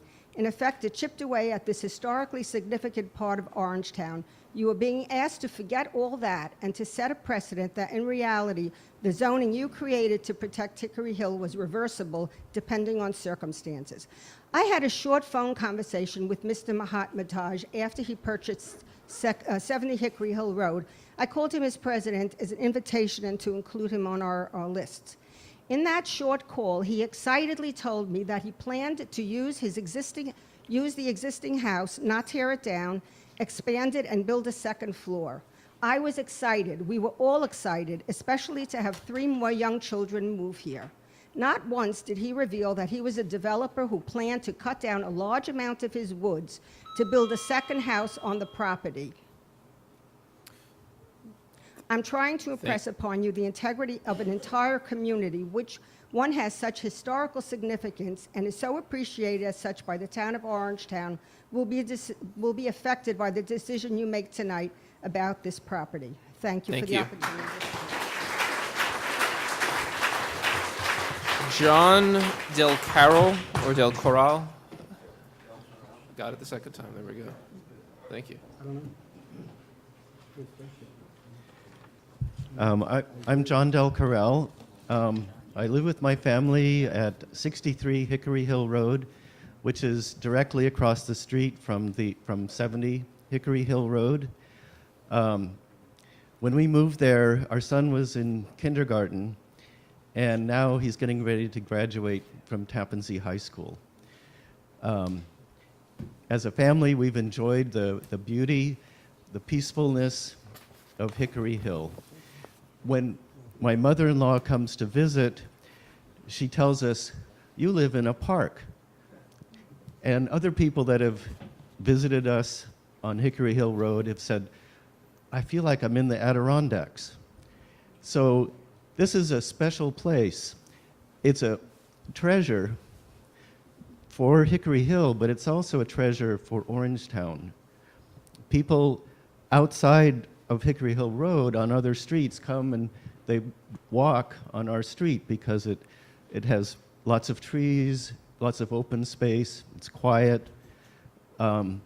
So this is really a treasure for Orangetown. I would say there are very few streets like Hickory Hill Road in Orangetown. And if you haven't been to Hickory Hill Road, I would encourage you to just drive through and see what I'm talking about. So we as a family are opposed to the rezoning of 70 Hickory Hill Road because it would open the door for subdivision either by the current owner or any future owner. And a subdivision would detract from the unique character of Hickory Hill. Please do not let this happen. Thank you. Thank you, sir. Nancy Diner.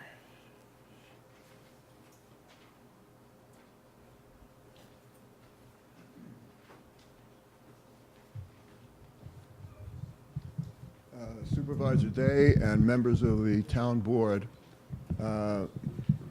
my name is Martin Diner. I've been living in the Hickory Hill community for 26 years, and it's pretty obvious to me that what you have here is a developer on one hand and an entire community on the other hand. So the question is, which is more important, the profit of the developer or the continued living in a community by all the people you've heard, because this entire community is opposed to this zoning change. Now, I personally, by profession, am a doctor. And one of the things we learn very early, and that I have kept as a value my entire life, is to do no harm. So I come here today to add my voice to all the voices that have come before me to ask you, the town board, to do no harm. Now, what do I mean by that? If you grant the petition to change the zoning of this property, you will cause harm to more than the 30 families who live in Hickory Hill, as has already been described. You will also be harming the wonderful history that has been described as well, that has existed for 67 years of people who came back from World War II and were part of Camp Shanks and started this community. This is the history of this community that all of us here want to continue to maintain. And one developer is coming in and threatens to change all that. And it's up to you to decide if you want to do no harm. So, if you do accept the petition, you will harm many, many, many people who live there, the entire community. But if you do not, if you deny the petition, you will harm one, actually you will harm no one if you deny the petition. No one will be harmed, not even the developer, because he can sell the house that he bought at a profit. If you read yesterday's Journal News has said that the inventory of houses in Rockland County has decreased, and therefore the prices have gone up, and he can sell right away at a profit. Or, as has been mentioned before, he could develop the property and he could sell it at a substantial profit. So in no way would the developer be harmed by denying the petition. If you accept the petition, then the community will be harmed. Many people will be harmed. But if you deny the petition, no one on either side will be harmed. So I'm asking you, the town board, to do the right thing, to do no harm. Thank you. Thank you. Eric McCarthy. Eric McCarthy. Going once? No? Oh, I'm sorry. I didn't see him standing up there. Sorry.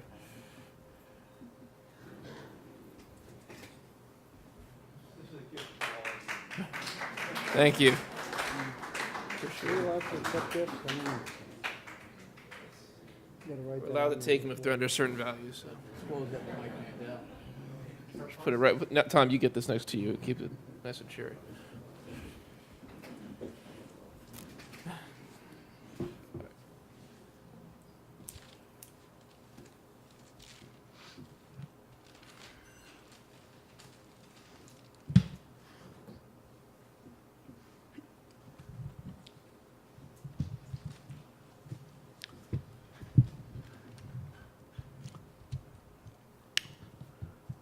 I cut these daffodils in my late mother, Virginia's garden earlier today to present as a gift to the town board members assembled here tonight in honor of the Hickory Hill Road community, which was born in the early 50s with a construction of, I believe, 32 homes, which were all built by the original 32 families with the assistance of professional builders.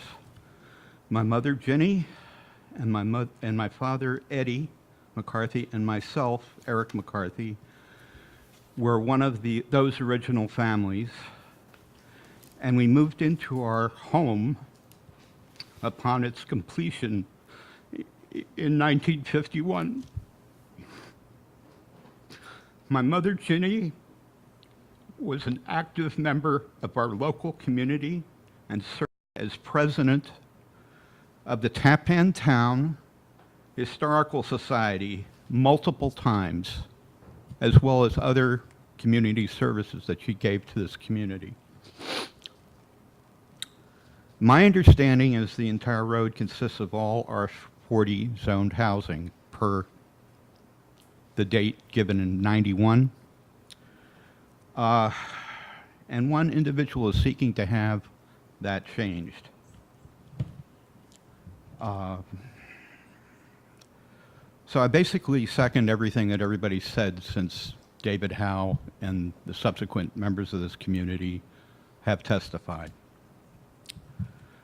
I think that one point that really doesn't seem to have been made, or maybe not strong enough, but why do we have to continue to come back here to deal with an error that was made by the building department? Their failure to revise the map to show that virtually the entire community is R40. Does the town realize its gigantic legal liabilities by failing to show the correct zoning on the map for the subject area? I'll leave you with that thought. Thank you.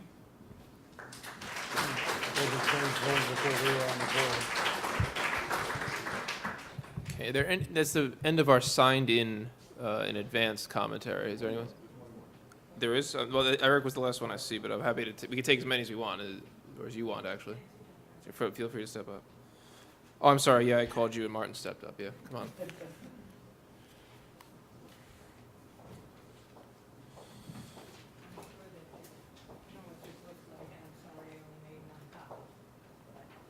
This is the town proclamation that's on the corner Yes. of and Hickory Hill Road. Got it.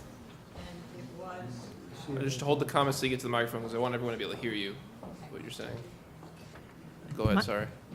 my name is Nancy Diner. My name is Nancy Diner. I'm the president of the Hickory Hill Cooperative. We have lived in this community for 26 years. And as an aside, I'd like to say that since we found out that there was a problem with the zoning, I have been to the building department a minimum of 10 times in the last year concerning the corrected maps. And every time I have gone, I have had information given to me about the fact that the maps are in progress and are in the process of being corrected. But I don't think that's the case because they're still not done. And this is well over a year that I have personally been inquiring about the maps. This year, we lost two of our original founders, both in their mid-90s, both GIs from Camp Shanks. One of them became the provost at Columbia University. The other was a writer and a producer for PBS and CBS News. It's been an honor for me to work in this community with the wonderful people who have moved in to pick up where our original founders left off and to share the vision of this community.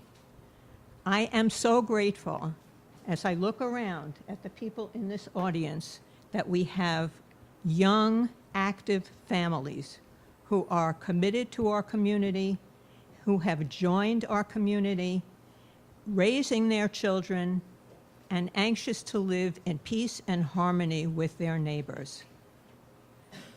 We know that the petitioner is not living at Hickory Hill. The house is vacant. And our understanding is, according to public record, that he has, I don't know where he lives, but he's purchased a house with a mortgage in Blauvelt, which indicates on the mortgage that he is planning to live there. His wife told me that they were just waiting for permits to do a renovation on 70 Hickory Hill Road. But there never was a request for permits put in to the town because I have been there regularly to check. There was never a request for a permit to do a renovation on the existing house. We were shell-shocked to find out that there was a subdivision in question that had been done without our knowledge. We tried to include this gentleman in our community, but apparently he really had other ideas from the very beginning. So I would beg you, please, not to let a commercial developer's interests, financial concerns of how he is making money interfere with a vibrant community that exists the way it has for so many years. Thank you very much. Thank you.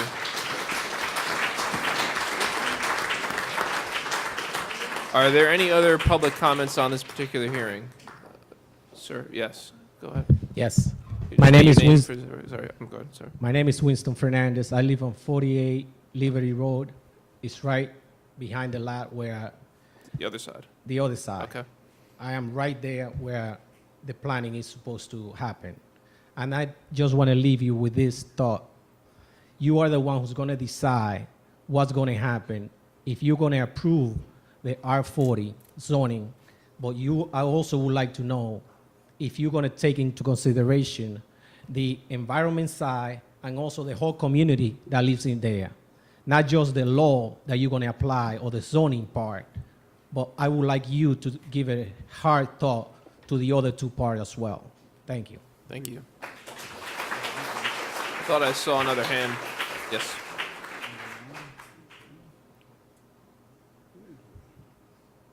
My name is Andrew Wiley. I'm an Orangetown property owner. So on this specific application, I see the irregularities here in the building department. I've addressed this board just the previous 3 board meetings with regards to irregularities in the building department. And I've substantiated and provided you evidence that the property located in Pearl River had work performed. Andrew, this is about With all this due hearing. respect, I This is got about that. this hearing. I'm putting this into this hearing, and it has to do with this. It's background. You may not like what I'm saying, No, but it's just we're okay. talking about Hickory I'm- Hill, not your property issues. Okay, so I'm going to continue then. So, like I was saying, the property on 495 Orangeburg Road in Pearl River has no certificate of occupancy. The town's been on notice with regards to this. You have certificate of occupancies that were given out on properties with zoning R15. An unlicensed contractor did work in here, and evidence was supplied to you. Andrew, I it's starting to get understand. past background, starting to get to be public comment, which we do have, and you're Yeah, welcome to speak at. If you allow me, I would appreciate that. please. Thank you. Well, I think all the people So- that are here about Hickory Hill, not about Orangeburg Road. I hope you allow me the additional I'm time just saying, that you're if taking we could from me. get from the background to the primary Fine. commentary.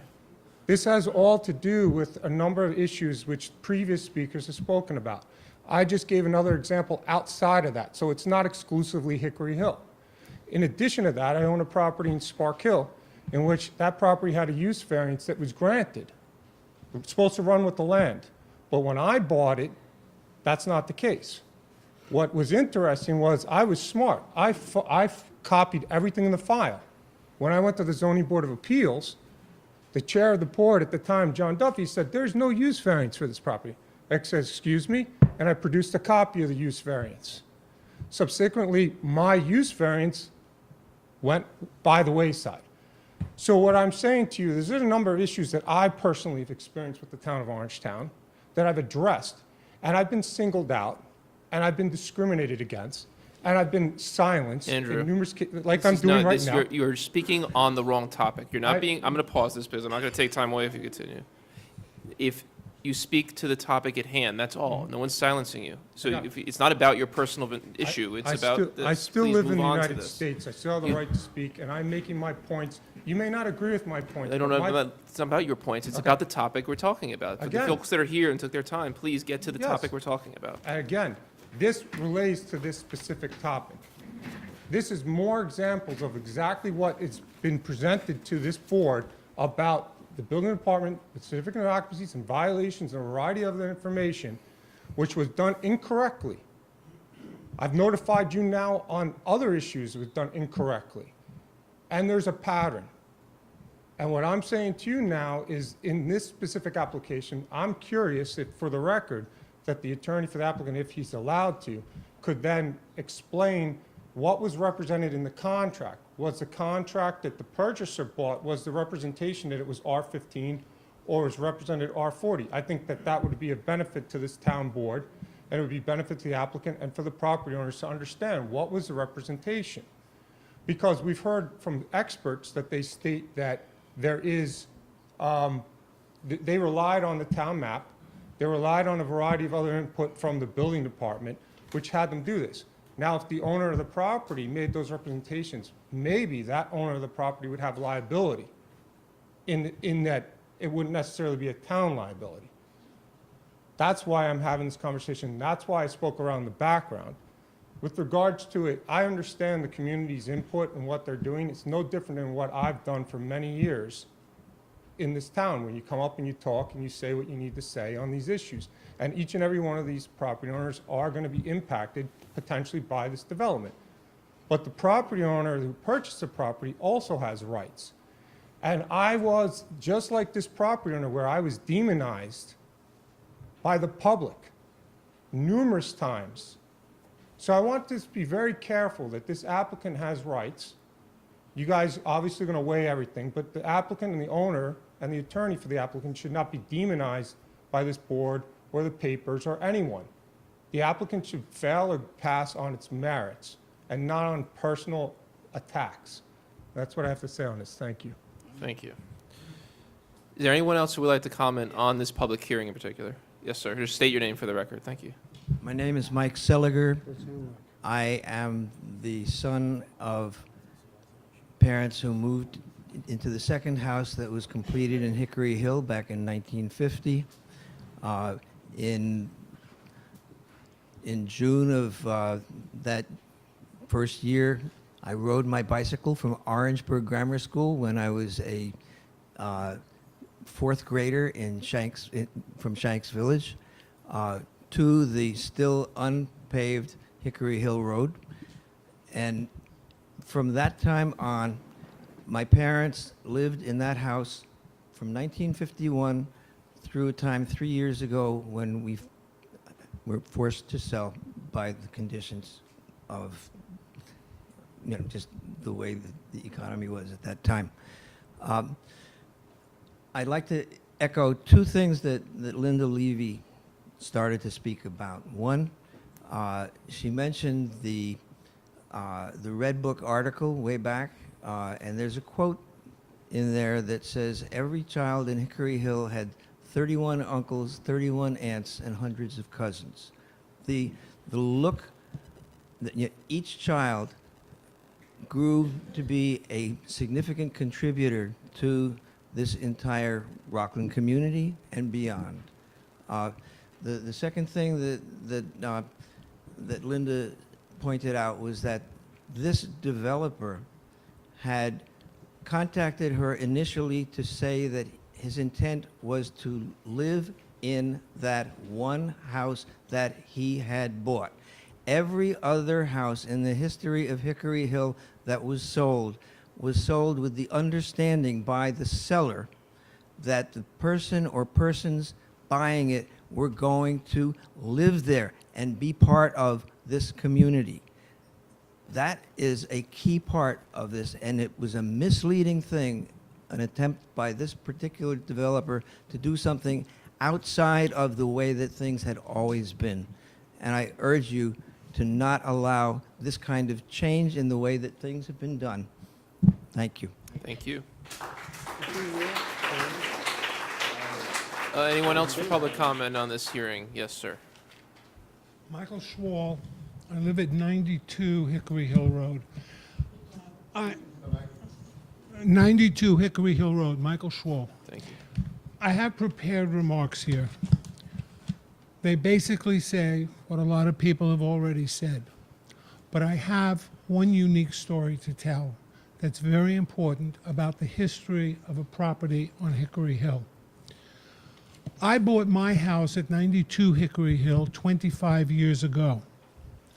After I moved into that house, I learned that the property that I bought, 92, had been subdivided and a building lot was cut off, an approved building lot.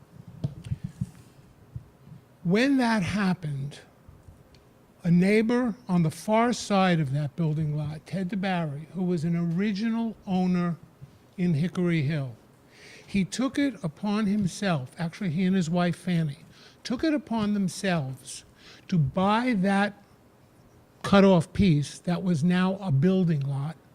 He bought it solely for one reason, to protect it, so that no tree would ever be cut down that it would not be built on. He paid taxes on that property for 23 years. I bought that property from him 3 years ago. And I bought it for one reason, to protect it so that it would never be built on, because it's beautiful wooded land. And it's an approved building lot. When I bought that property, my intent was to join it back to my smaller lot, because I wanted to just put this whole thing back together again like it was originally. Mr. Giardello and Cheryl Coopersmith, who I worked with at the time asking them repeatedly, if I buy this, will I be able to put these two pieces back together, because that's my wish. And both Mr. Giardello and Ms. Coopersmith told me repeatedly, you'll probably be able to put it back together. You'll have to make an application. But they were very clear. If you put it back together, you will never be able to subdivide it again, because you are living in a community that is R40. And that's what they told me.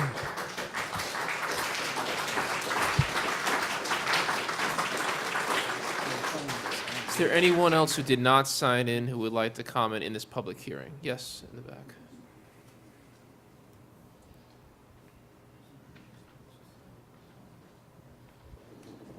Good evening. Can you hear me?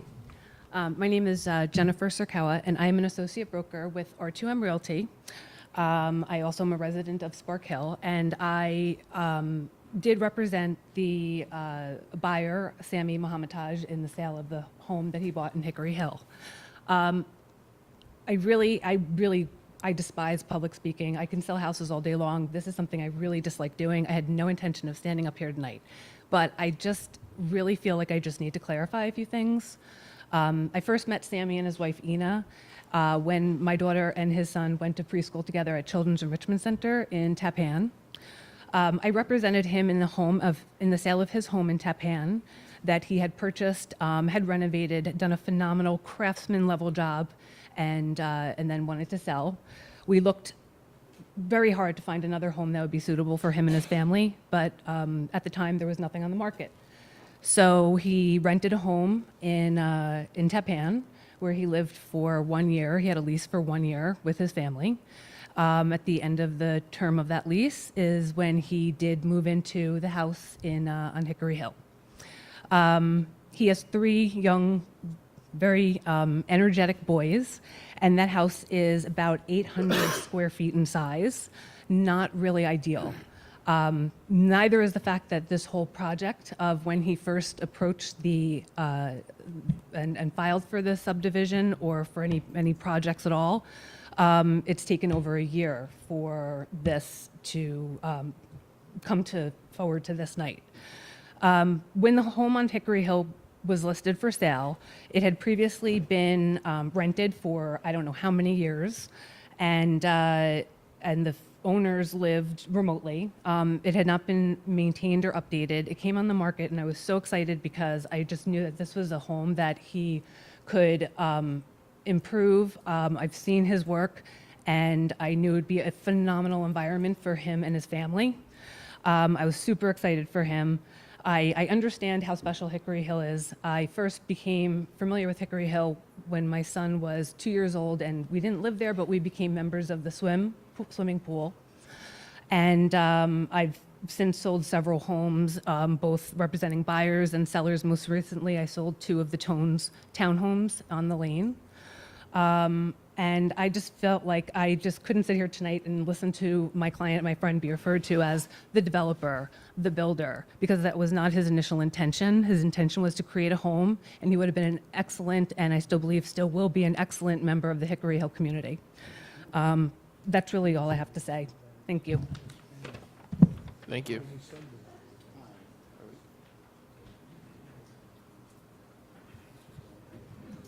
Hold on, Hello. I'm sorry, 1 second, sorry. Yeah. I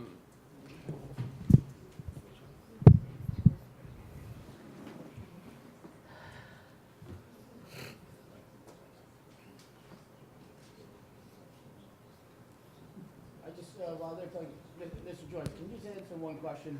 Now, I just want to. Sure. Many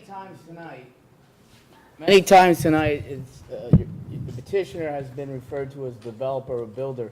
Is he a developer? Is he a builder? No, his intention was since the time. No, I mean, what does he do for a living? He's actually, I believe he works in the city doing construction work. I believe it's for the school system, but I could be wrong. I'm just, because everyone's referring to him as a builder. The woman who just spoke just said he's, Well, he's a contractor. Originally, he lived in Orangetown. He bought a house. I don't know if you're familiar with Washington Street, where Al Seebeck lives. He bought the house between Alseebeck and the Palisades Parkway. He moved into that house, he renovated it, he lived there, but because it was such a busy street, he was moving because of his children. I kind of just want to know, But I'm trying to explain. is he a builder, is the question. Is he a builder? Well, he does construction. He's a construction. All right, He's in that's construction. all I wanted to know. Yeah. I guess I did have another question. There was brought up about Blauvelt. Excuse me? There was a discussion about another mortgage. Is he continuing to intend to live at the property, or is he? His intention is to renovate the front house, move into that while he develops his permanent house in the back. What about the other house that's referenced by several folks? Well, he just moved into that because after he left the house on Washington Street, he rented a house on Conklin. That lease expired, they wouldn't extend it, so he doesn't know how long this is gonna take. So he purchased a home in Blauvelt. So he purchased a home in Blauvelt. But his permanent home, he expects to be over at 70 Hickory Hill. All right, thank you. You're welcome. I do think just generally the board is kind of getting to the point of a decision. If anyone's contemplating whether everyone needs to be swung in a direction or not to step up, I want to hear everyone's comments who want to speak, but I think that We can't vote on it tonight. yeah, we can't vote anyway tonight. We're still waiting on feedback, but we're welcoming all comment, but the board is kind of Done. getting to the point of understanding the situation. at hand. Go ahead, you can I So just go wanna ahead, say- since you did walk up, please start. Okay, I'm Yes. Maureen Hughes, and I live on 86 Hickory Hill Road. And I would like to tell you that he is welcome in our community, and he can do very, very well. All he needs to do is expand the present structure and not put something on the smallest lot, put another home on the smallest lot on Hickory Hill, blocking the view and the serenity of the adjacent homes. And that second home, if he put a second home up, that home would not receive the charter and would not be part of Hickory Hill. They would have to pay a substantial amount of money to join with we have a swimming pool, we have a tennis court. They would have to pay a substantial amount of money, and they probably would not want to, just as that little Sergeant Hart's Drive didn't choose to do. So they would be isolated, and it would be a very unhealthy situation. So I hope that you make the right decision. Thank you.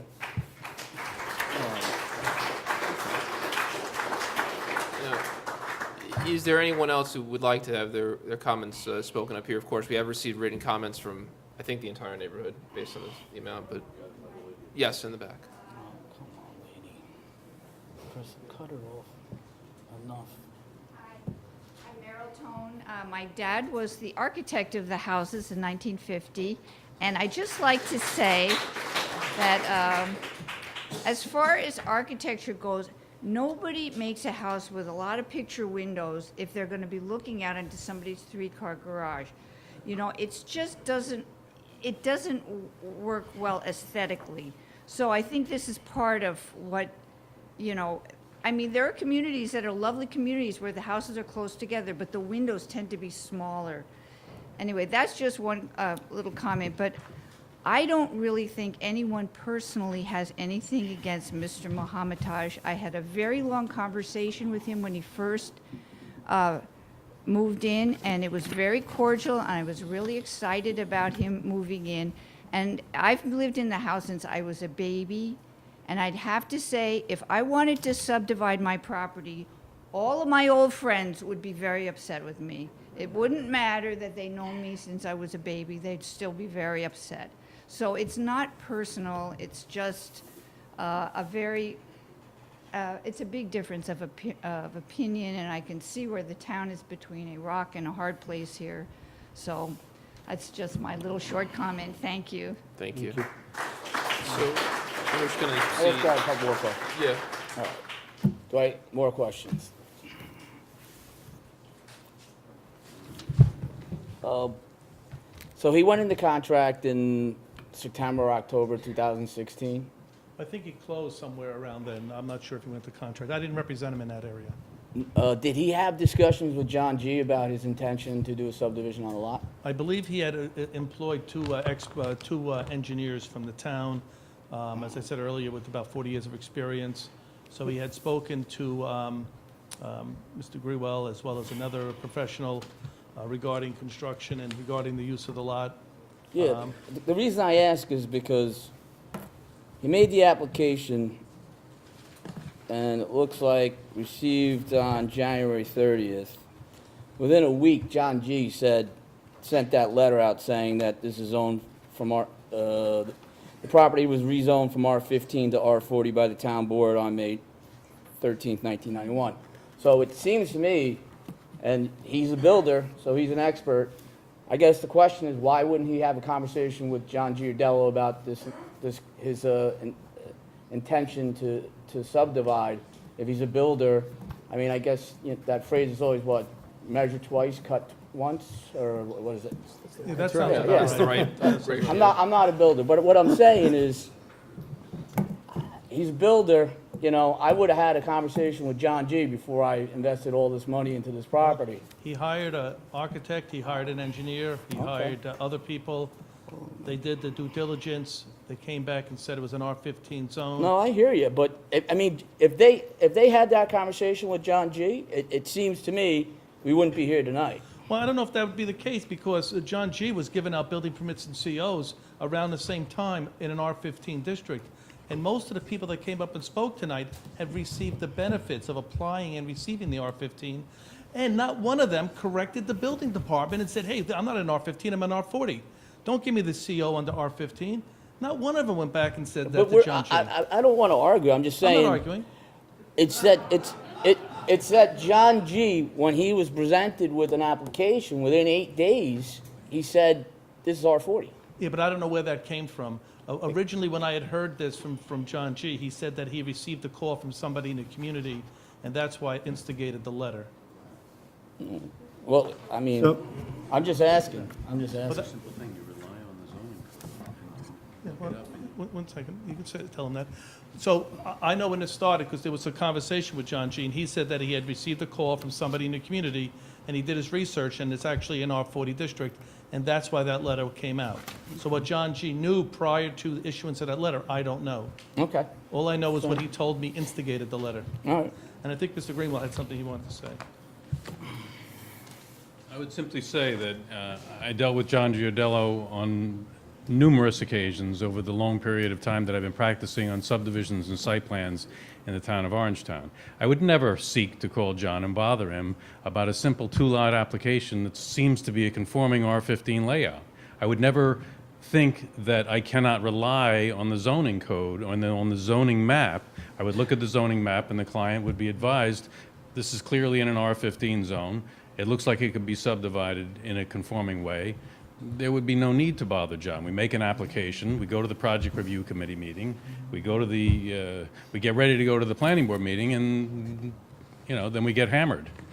Then we found out that apparently there was someone that called the town and alerted Mr. Giardello, and then he issued the memo.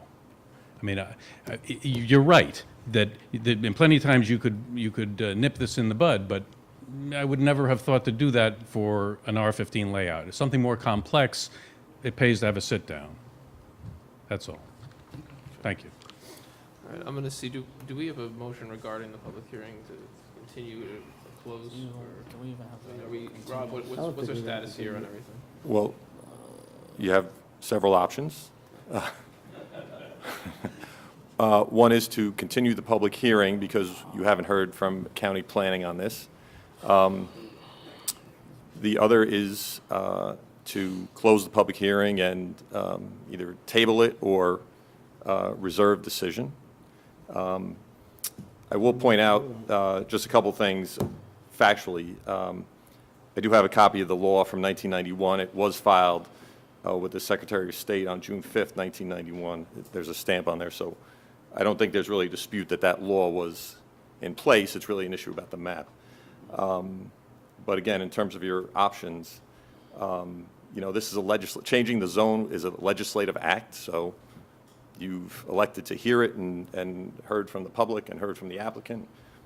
You can vote yes, you can vote no, you can not vote. It's a legislative act, it's a determination. So if you want to continue it, you can to see what county planning has to say. But those are the options. You can take a break. Yeah.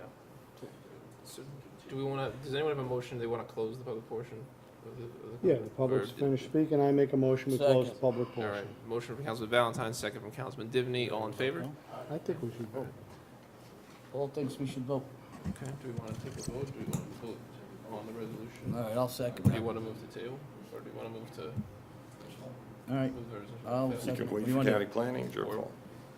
All right, we'll take a I vote. think we should vote. I Okay, vote so no. let's take a vote, we're moving we need someone to move the resolution, or we have to move to table it. I move So to if you vote. move the resolution, no one can move it, right? And then we could vote it.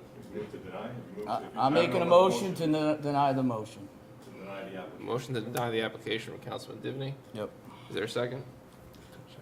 Councilman Batari. Do you want to do a roll call on this? Yes, I'd like to do a roll Okay, call. roll call, please. from the- Councilman Batari. No. Councilman Troy. I need a decision by the town attorney. Can I vote on this? No. My son and daughter-in-law live there, the daughter-in-law spoke earlier. I can vote? It's your call. Usually it's an economic issue as to whether or not you have to recuse yourself. I leave that in your discretion in terms of. If I can vote, I'm voting no. Well, you can't. You say, Tom? I don't think you can vote on this. All right. I'll tell you what, let me pass, and then you can get to whatever the rest of it. Abstain, I think. Abstain would be the word. That's the smarter thing to do. Yeah, I pass. No. Well, wait, the motion is to deny it, so Motion to deny- you I'm have sorry. to, let's just be clear Just on to clear- what the You have to votes say are. yes. You move to deny it, so a vote. So just a go vote- back to a Jerry yes- on that. let's- Jerry, let's start. Losing my mind. The motion, I'm sorry. it's been a Yes. long public Yes to comment, folks. deny. I'm sorry. We'll get a hang of this. The motion is to deny the application, so I think your intent was. Yes. Yes to My deny. intent is to vote yes to deny if. But you're you get abstaining. that. Dennis, you can't. Abstention from Dennis. Abstention. Yes. Yes. Okay. Councilman Valentine. Before I vote, I just want to say a quick comment. This is a very, it's just a horrible situation for everybody. I mean, for the applicant too, because he was led down the wrong path. But the comments from the community were great in the aspect of portraying how much they love their community and they want to keep the character of their community. And the biggest statement that got me is, while a lot of these petitions and changes were done under the R-15, he's the only one to ask for a subdivision. So, if he wants to increase the size of his house and he's between an R-40 and an R-15 on that one house, I would side with him. But to divide the property into two, which is out of character for the rest of the community, I can't side with him. So I'm voting, is it yes? Yes to deny. I'm voting yes to deny.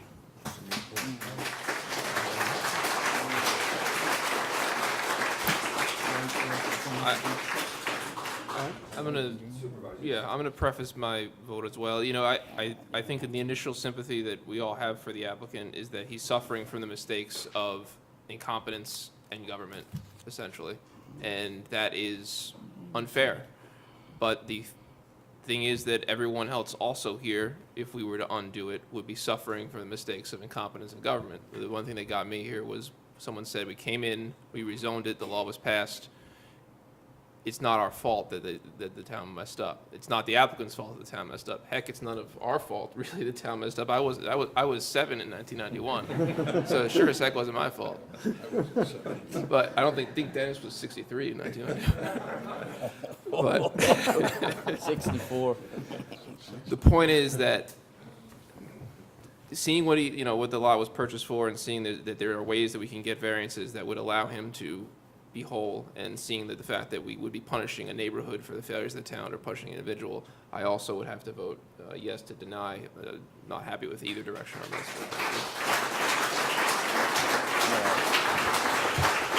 All right. I'm gonna now. So that issue's done. I'm gonna give you all 5 minutes. We can get up, mingle, and then we'll move on with the business of the town. So motion for a 5-minute recess. Is there a second? All right, second for Troy. All in favor, go.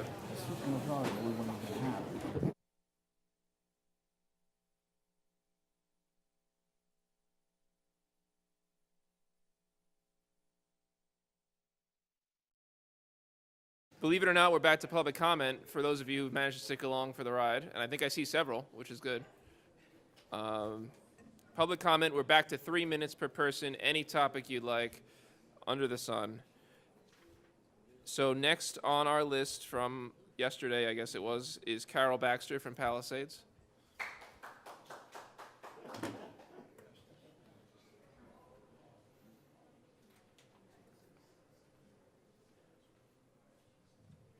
And I guess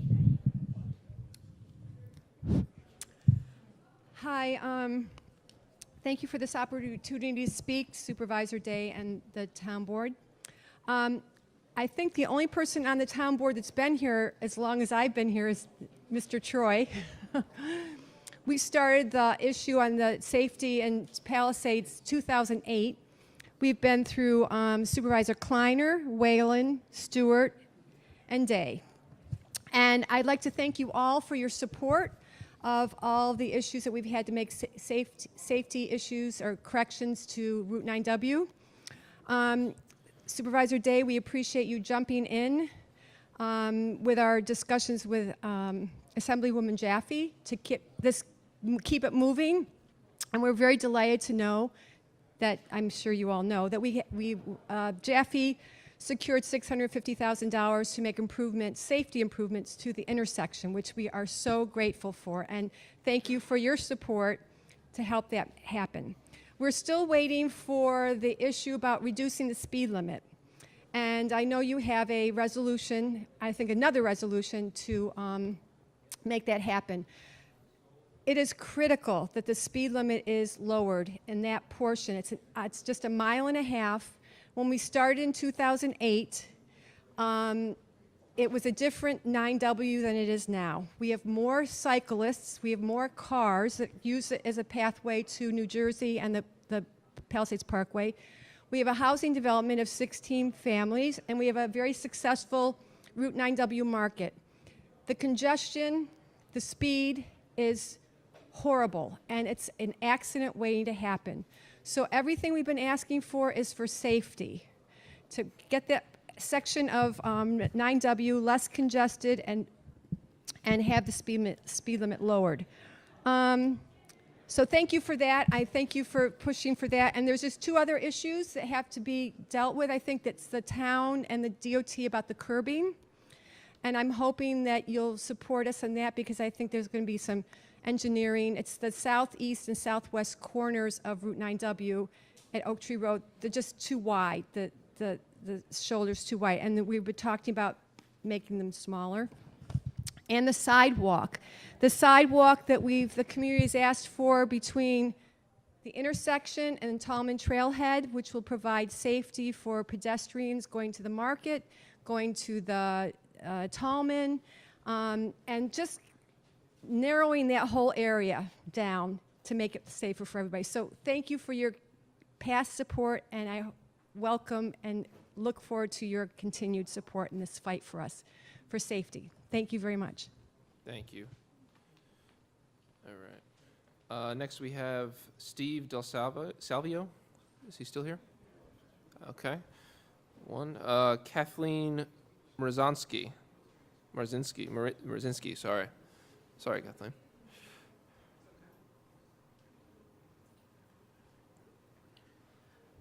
My name is Kathleen Mrzinski. I believe the board has pictures on what I'm speaking about tonight. I live at 26 Lawrence Street, Tappan, New York, and I'm speaking today on behalf of my family and my husband in regards to the neighboring property, 20 Lawrence Street. We've had issues over the years with the property not being kept up, as well as trees not being pruned properly, and in a result of that, our property has been harmed. Last year, on or about March 4th of 2017, I lost my pool due to a tree falling on top of my pool, and then a year later, I lost my entire garage and contents in it. This March 3rd, during a storm, in result of the tree falling.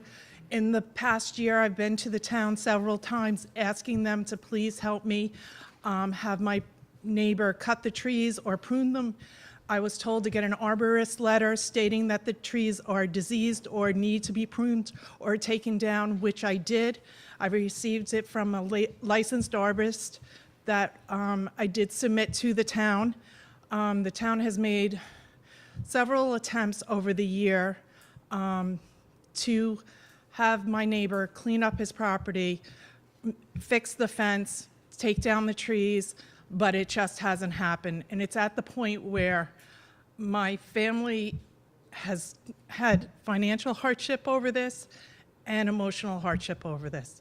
It's very hard for me to sleep at night when I know a storm is coming because one of the trees is directly over my daughter's bedroom. And it's going to cost us over $18,000 to rebuild this garage because we have to get permits from the town now. We have to get an architect. We have to get sealed plans. And it's really taking a toll on myself and my husband. So I'm asking you to please step in and help our family so that we can enjoy our neighborhood. This home that I live in has been my family's home since 1926. It means a lot to me. And my neighbors also have the view of this unsightly property as well. Thank you. Thank you. Thank you, Kathleen. Okay. And just so everyone's aware, that agenda item is on a separate sheet. It was added at the last minute due to issues in court, so we'll get to that when we get there. Steve Galanis of Piermont for 9W. Yes, you said you wanted to speak before. Yeah, Jill, go ahead. Sorry. Jill Fieldstein.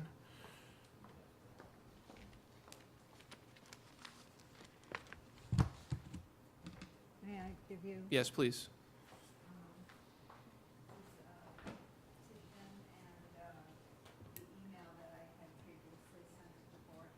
And just to clarify, this is about no parking around the 9W Market. It's unrelated to the speed limit thing we were talking about earlier for the board. It's similar but different.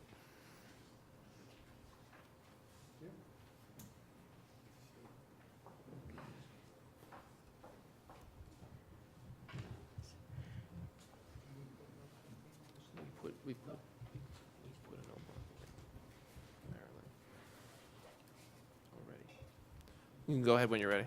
Okay, my name is Jill Fieldstein. I represent the 9W Market and the filling station, which is located at 243 Route 9W between Closter Road and Copac Lane in Palisades. As Supervisor Day indicated, while we support the lower speed limit, that is not what I'm here to talk to you about.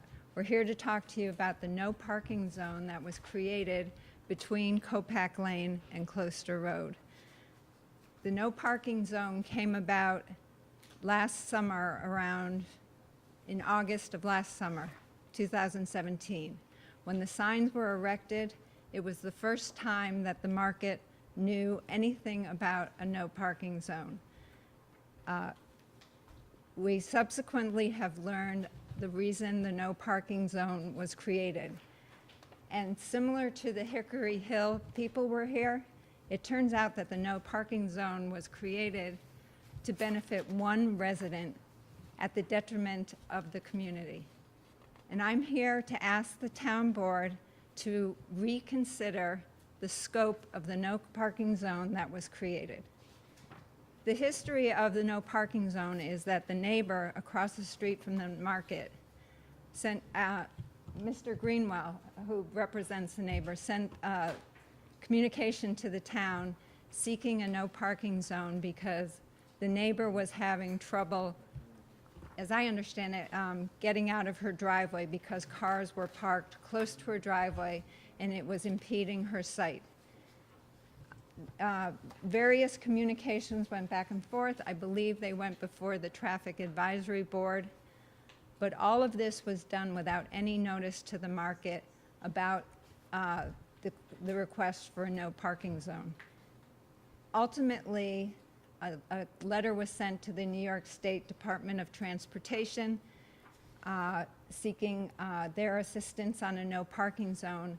And the Department of Transportation wrote a letter back saying that they would consider a no parking zone if the town passed a resolution that indicated that there was public support for a no parking zone. In fact, the Department of Transportation said that the resolution is necessary, quote, to ensure that there is public support for the action, especially since it involves a business owner and a resident. But at no time was the market notified about any request for a no parking zone. It never had an opportunity to be heard. Nonetheless, the town passed a resolution on August 20th, 2017, and a no parking zone. Per the petition, I request that the town reconsider the scope, hold a hearing and reconsider the scope of the no parking zone. Thank you. Thank you. All right, going back to, I'm sorry, yes.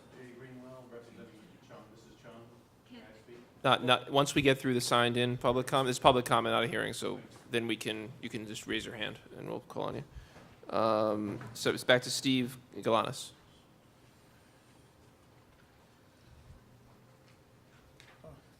Good evening. My name is Steve Galanis, the owner of the market. We live on 745 Route 9W in Piermont. We're here today to ask that we given a chance to say something about what happened on 9W with those no parking signs. I have absolutely no clue why we were never involved in any of the conversations about this. We were never aware there was an issue. We live in the area. We have a very successful local business, and we were really disappointed that we were treated in such a way. We felt that the business was attacked. There's no other no parking signs anywhere on 9W.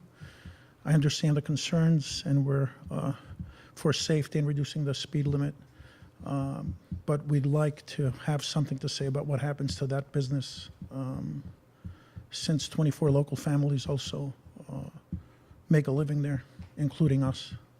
So I'm requesting to reconsider the no parking signs and at least start some type of discussion with us also involved in how this affects us, and definitely will support the community for the lower speed limit and every other safety issue that, you know, the traffic has concern there. Thank you. Thank you. All right, great, looks like Gracie Ann Malloy, or just Grace Malloy? No, Malloy, no, all right. Zeb Bierski of Ossining? No, all right. Jacqueline Brano or Brenz of Piermont? Okay. She left, okay, we can confirm that one. Andrew Wiley?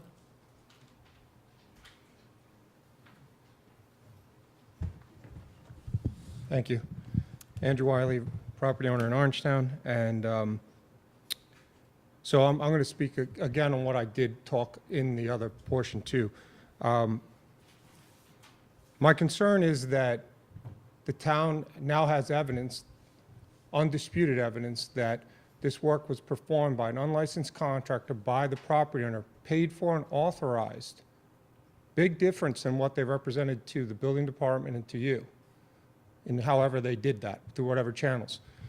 So my concern is, since there is no certificate of occupancy, each and every one of you have been put on notice publicly. And I would ask for your attorney's opinion as to whether or not you guys would be covered under any type of a lawsuit personally. I got it.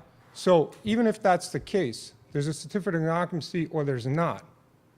Why are we allowing the property owner to live in a property with no certificate of occupancy, where they filed false instruments to your board and said it was pre-existing since the 1980s, when I had sworn depositions that I provided you that specifically contradict that? They also did this to the county when they were cited, and I showed you, Mr. Valentine, the citation of that unlicensed contractor. And in that, they sent letters up to Consumer Protection, Terry Grossenfinger, and made the representation that they were in fact a family member. The deposition clearly states that it was not, that that person is not a family member. And they made those representations to get out of that citation. So not only did they misrepresent, withhold, and file false instruments with you, they did that also in the county. So what is it going to happen going forward? Because this property owner has due process. They have rights. So why are we not issuing a violation, having them go into court, giving them the opportunity to make their arguments, whatever valid ones they are? Now, we got to remember, it's been over a year since they were originally cited. It was even prior to that in which information was given to the town and to the county in the code initiative. This information I just got came at an expense to me, and I supplied that. And I do appreciate the meeting, I do appreciate the time, and I'm not looking for an adversarial relationship with this board or the building department. That's what's been happening, though. What I asked for is reasonable. The law is the law. You can't dispute it. If these people are living in a dangerous situation, safety is the first concern with regards to zoning and any other regulations for this board. This board, if they continue to allow the building department to not issue a violation and allow those people to live in that property, anything that happens, this town is liable. You've been giving the information. I'd be interested to hear what you guys are going to do going forward on this. Thank you. Thank you. Nick Hill from Piermont, is he still here? Okay. And I think, we had at least one person raise their hand. You want to go ahead? Jay? This relates to the issue of Erica Chung's driveway and opposite the marketplace. Thank you. Just have two photos here for you to look at. I took these over the last weekend. Again, my name is Jay Greenwell. I worked with Mr. Honey in preparing Mrs. Chung's knockdown and rebuild of a house in the same location on her property directly opposite the filling station. And she appreciates the community's support for the filling station. It's a valuable asset. There's no ill will other than the fact that she is extremely encumbered by vehicles parking on the west side of 9W, making it very difficult for her to get in and out of her driveway. And that's what prompted her to get involved with some of the people in Palisades who were spearheading the effort to reduce the speeding limit and to remove some of the parking in the areas where it's not safe. Now, in the first photo I handed out is looking north. You can see there's only about 3 feet or 4 feet of pavement between the white line and the edge of the pavement. The rest is gravel and dirt. Looking south, you can see potholes, mud trenches, gravel, and in fact, standing water. Now, when vehicles park there over the weekend, the vehicles that park half off the pavement, half on the pavement, and leave deep ruts. In the winter, those are frozen ruts, and they ice up and they freeze, and it's very unsafe. Vehicles then, some of these vehicles are nice, and what they do is they hug the white line, and when they open the door, they're just as apt to hit a cyclist or hit a car. So this is a very unsafe condition with vehicles parking not on the pavement and in an uncontrolled situation. In fact, when the marketplace was constructed, the DOT required them to put a curb. The curb is 3 to 4 feet off the edge of the white line, precluding pavement parking on the east side. And people still do it anyway. This weekend, there were people parking on the east side of 9W with a vehicle half in the driving lane. Parking on 9W is not safe. Proposing to have someone get out of a car and run across 9W, a busy state highway with a very high speed limit, and grab something to eat, and then run back across, I can't imagine that being safe in anyone's mind. Thank you. Thank you. Is there anyone else who would like to speak during public comment who has not signed in? Okay. Yeah, sir. Yes, excuse me. My name is Frank Selly, and I'm a resident of Orangetown, and I frequent the market on numerous occasions. And the lowering of the speed limit, I think, is a fantastic idea because 9W is chaotic. There are a tremendous amount of cyclists, but the cyclists were there long before the market was there. I'm familiar with them because I used to own the Runcible Spoon in Nyack, New York. And they used to come to our establishment for breakfast and so on and so forth. For 8 years, I know, as Mr. Stavros has said, that there's never been any no parking signs on 9W. And about a year ago, I guess thereabouts, they were doing a remodel and rebuilding and so on of the resident that in question here. And right after that is when the signs went up. As a frequent customer there, and I noticed at certain times different things, I've never seen any encumbering of visualization. I'm not a transportation expert, but I've never seen any encumbering of exit or entrance into the residence in question at this point, and that's really all that I wanted to say. Great, thank you. Yes, sir, go. My name is Robert Honey. I'm the architect that worked on the house. During the 8 months of construction that we were there was basically 2 major accidents that happened right in front of Mrs. Chong's house. One, a lady went off the road, sailed across her driveway, and took out one of the stone walls that was there. The second accident was the contractor coming out, making a right out of her driveway to make a left into the market to get something to eat. A driver passed him on a double yellow line and smacked into the side of his truck. I've been on that job site many times, and I've listened to honking of horns and things like that that go on with the amount of traffic that's through there. Several times trying to get out of that driveway, when the people park right alongside the driveway, you cannot see up and down the road. So that when you leave her driveway, basically you're just sort of on a wing and a prayer that you're not going to get hit. A lot of those people that park over there are box trucks, guys that are on the road that want to stop and get a drink, a hamburger, or whatever. It makes it even worse. You cannot see out of her driveway up and down 9W. The other part about it is when you walk across that road, you really don't get a feel for how fast those people are going. So a lot of times you make a judgment call that it's safe to pass the road, and before you know it, there's a car up on you. But I think the major problem with that is basically that Mrs. Chung cannot see when she goes out of her driveway. Her view is blocked in both directions. And like I said, when she pulls out of that driveway, you're basically on a wing and a prayer that you're going to make it and not get hit by a car. So it's a dangerous situation. All right, thank you. Any other public comment? Yes, yeah, go ahead. Yeah, I'm sorry, come.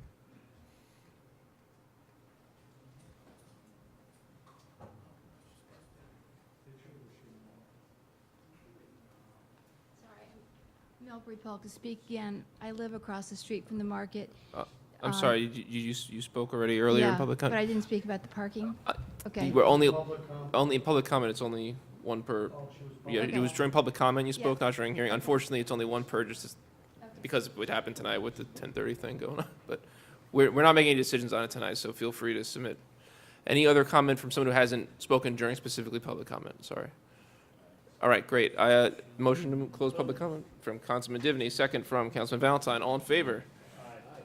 I assume Jerry's in favor as well. All right. Before we move on to the business, we're going to address some of the questions. If you asked a question and you're still here, I'm just going to quickly answer some of your questions, and we'll go around.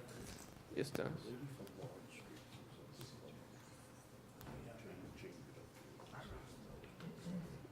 Yeah, well, that's the one that we were talking, it's on the resolution. Yeah, okay. I just wanted to know if I should wait around. Yeah, wait, I'm going to be speaking to the issues that were spoken about, so if you are interested in the reply to the public comment, definitely don't walk out yet. If you have somewhere to go, I understand it's late, but feel free to. But if you want to hear, or play it on YouTube, we're broadcasting live right now. All right, so going in order, Paul, who spoke about the flooding on Village Drive, I think we'll talk with Jim about that afterwards, after the meeting, and see what the status is, what might be done, what has been done in the past on it. Going on to Mr. Mandel, I do know that we did contest the equalization rates. I do know that the results are better this year, substantially so, or will be, based on that, than it was last year. Regarding the homestead and non-homestead shift, we still have a pending legislation in the state to peg a band of plus minus 1% on the homestead and non-homestead shift. That would be a local law or local legislation from the state that has not passed yet, but it's moved forward. Unfortunately, we're working on one to do the same thing for the EQ rate, to put a band on it, along with Clarkstown. Clarkstown has decided they don't want to participate in that anymore. We can't do it on our own because it's an overlapping school district. So we are doing better on the contesting of the equalization rates, and we still have legislation on the homestead, non-homestead. And for Cherry Brook Park, people have pointed out, I appreciate the compliments on it, or we all do, but people have pointed out what's next, what's the plan for it. We want to hear ideas. We have to allocate our resources wisely, and we want to increase the amount of availability for recreation in the town. I think we have plenty of land. We have a little more work to do in terms of quality of options. So we're happy to hear from the public on ideas there for the long term. In the interim, it will be clean and a nice open space to use and walk around in. Maureen, I don't know if you're still here. I don't see you, but I'm glad that you brought up the public nuisance law. That's a county law, the public nuisance law being used. Looking at my update that was sounded, one is the big difference is that the law is different and the people involved are different. You know where the hotel is with everything, and you can prove definitively in a court, as opposed to prove just in your mind, that they're the ones that are hosting the criminal activity. What we have, this testing that is coming back by the end of this month, we'll have the final results of the on-site odor testing. That will be enough for us to start moving in the town's nuisance side of things on if a loof is found to be that source, which we all believe it to be, depending on the results. If it says that they're the ones responsible for the smells, and it pegs it the same way that one would peg a prostitute walking out of a hotel with just their visuals, now we will have a test that says this is the smell and this is where it's going. That gives us that step to be able to use our town nuisance law. And we also are changing the law to make it easier to avoid this need for these extra testing in the future, and something like this happens. That's a step for the long term. But in the short run, we're almost there on that result. It's going to be very important, and then we'll be able to move forward on that. 9W speed, we do know there are other issues to deal with going around that intersection, but we are happy to support this step forward in lowering the speed limit, and we're glad to see that the light is being fixed based on this funding coming in from the state. Happy to work with Assemblywoman Jaffe on that. No parking. This is one where, I think that, Paul, if you want to chime in on that, I wasn't here when the vote took place, so I don't want to. Yeah, and I was part of the Traffic Advisory Board. I'm the liaison. I was at the meetings about this. And we actually got pictures from you about the cars parked across the street from the filling station. So we did go up and look at that, and these cars are right, in your picture, right on the white line. And when you add bicyclists next to that, it is really a dangerous situation, as well as that woman coming out of her driveway. So she came before the Traffic Advisory Committee.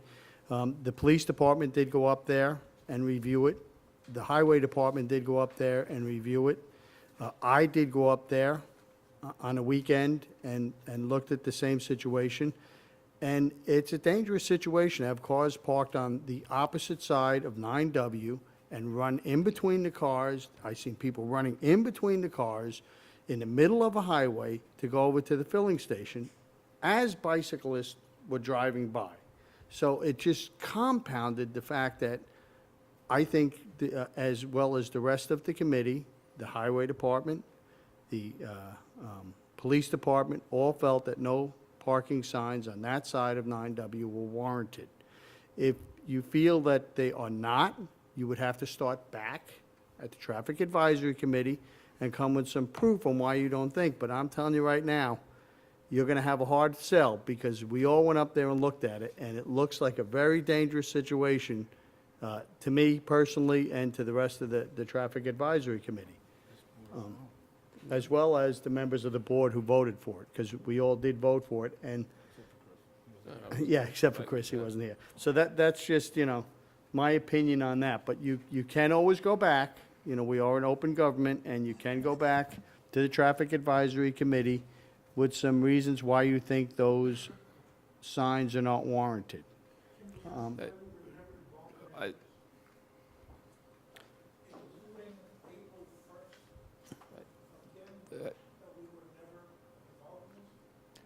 don't know. Look, the Traffic Advisory Committee sends out You just- notices. if- I don't know who it's they not a sent them back out and to, forth, and this isn't a debate. I'd be more than happy to answer any questions you got. You No, you it's- can also email the head of the Traffic Advisory Committee. His website, his email is on the town website, and you can, feel free. I'm sure Guy will answer you. He's very diligent in doing so. So you can go back, like I said, you're more than welcome to. As you can see, not everything is permanent, but me personally, I would have a hard time overturning that because I do think it's a real safety issue to have cars parked on the side of a highway that is a major bike route from New York City up to Nyack, and residents on there with cars coming in and out. I just, you actually presented us with the pictures. No, this is how the process is gonna work here. So we can't do anything right now as a board anyway. This originated in the Traffic Advisory Board. That's where it has to go back to if there's to be a change. So the case system needs them. We understand what you're saying. We appreciate it. I will say, though I wasn't there to vote on it, I do eat at your restaurant, and I think it's great. And I also do think that it's really dangerous to cross that street with my kids. And there's not enough parking when I go there at lunchtime. So it's kind of a trade-off there. I know it's impossible to find a spot within walking distance that's not on that road, but then again, should we be able to park across the street? That's what the traffic advisor is there to answer that question. So I encourage you to formally approach them and bring forth an application to them. Don't just email and have a conversation. Go for it, make your application. We need to hear it from them, though, in order to do it. That's the process that's established, so we have the expert opinion on the subject. Thank you, yeah. And I know, thank you. Just to add, Okay, good.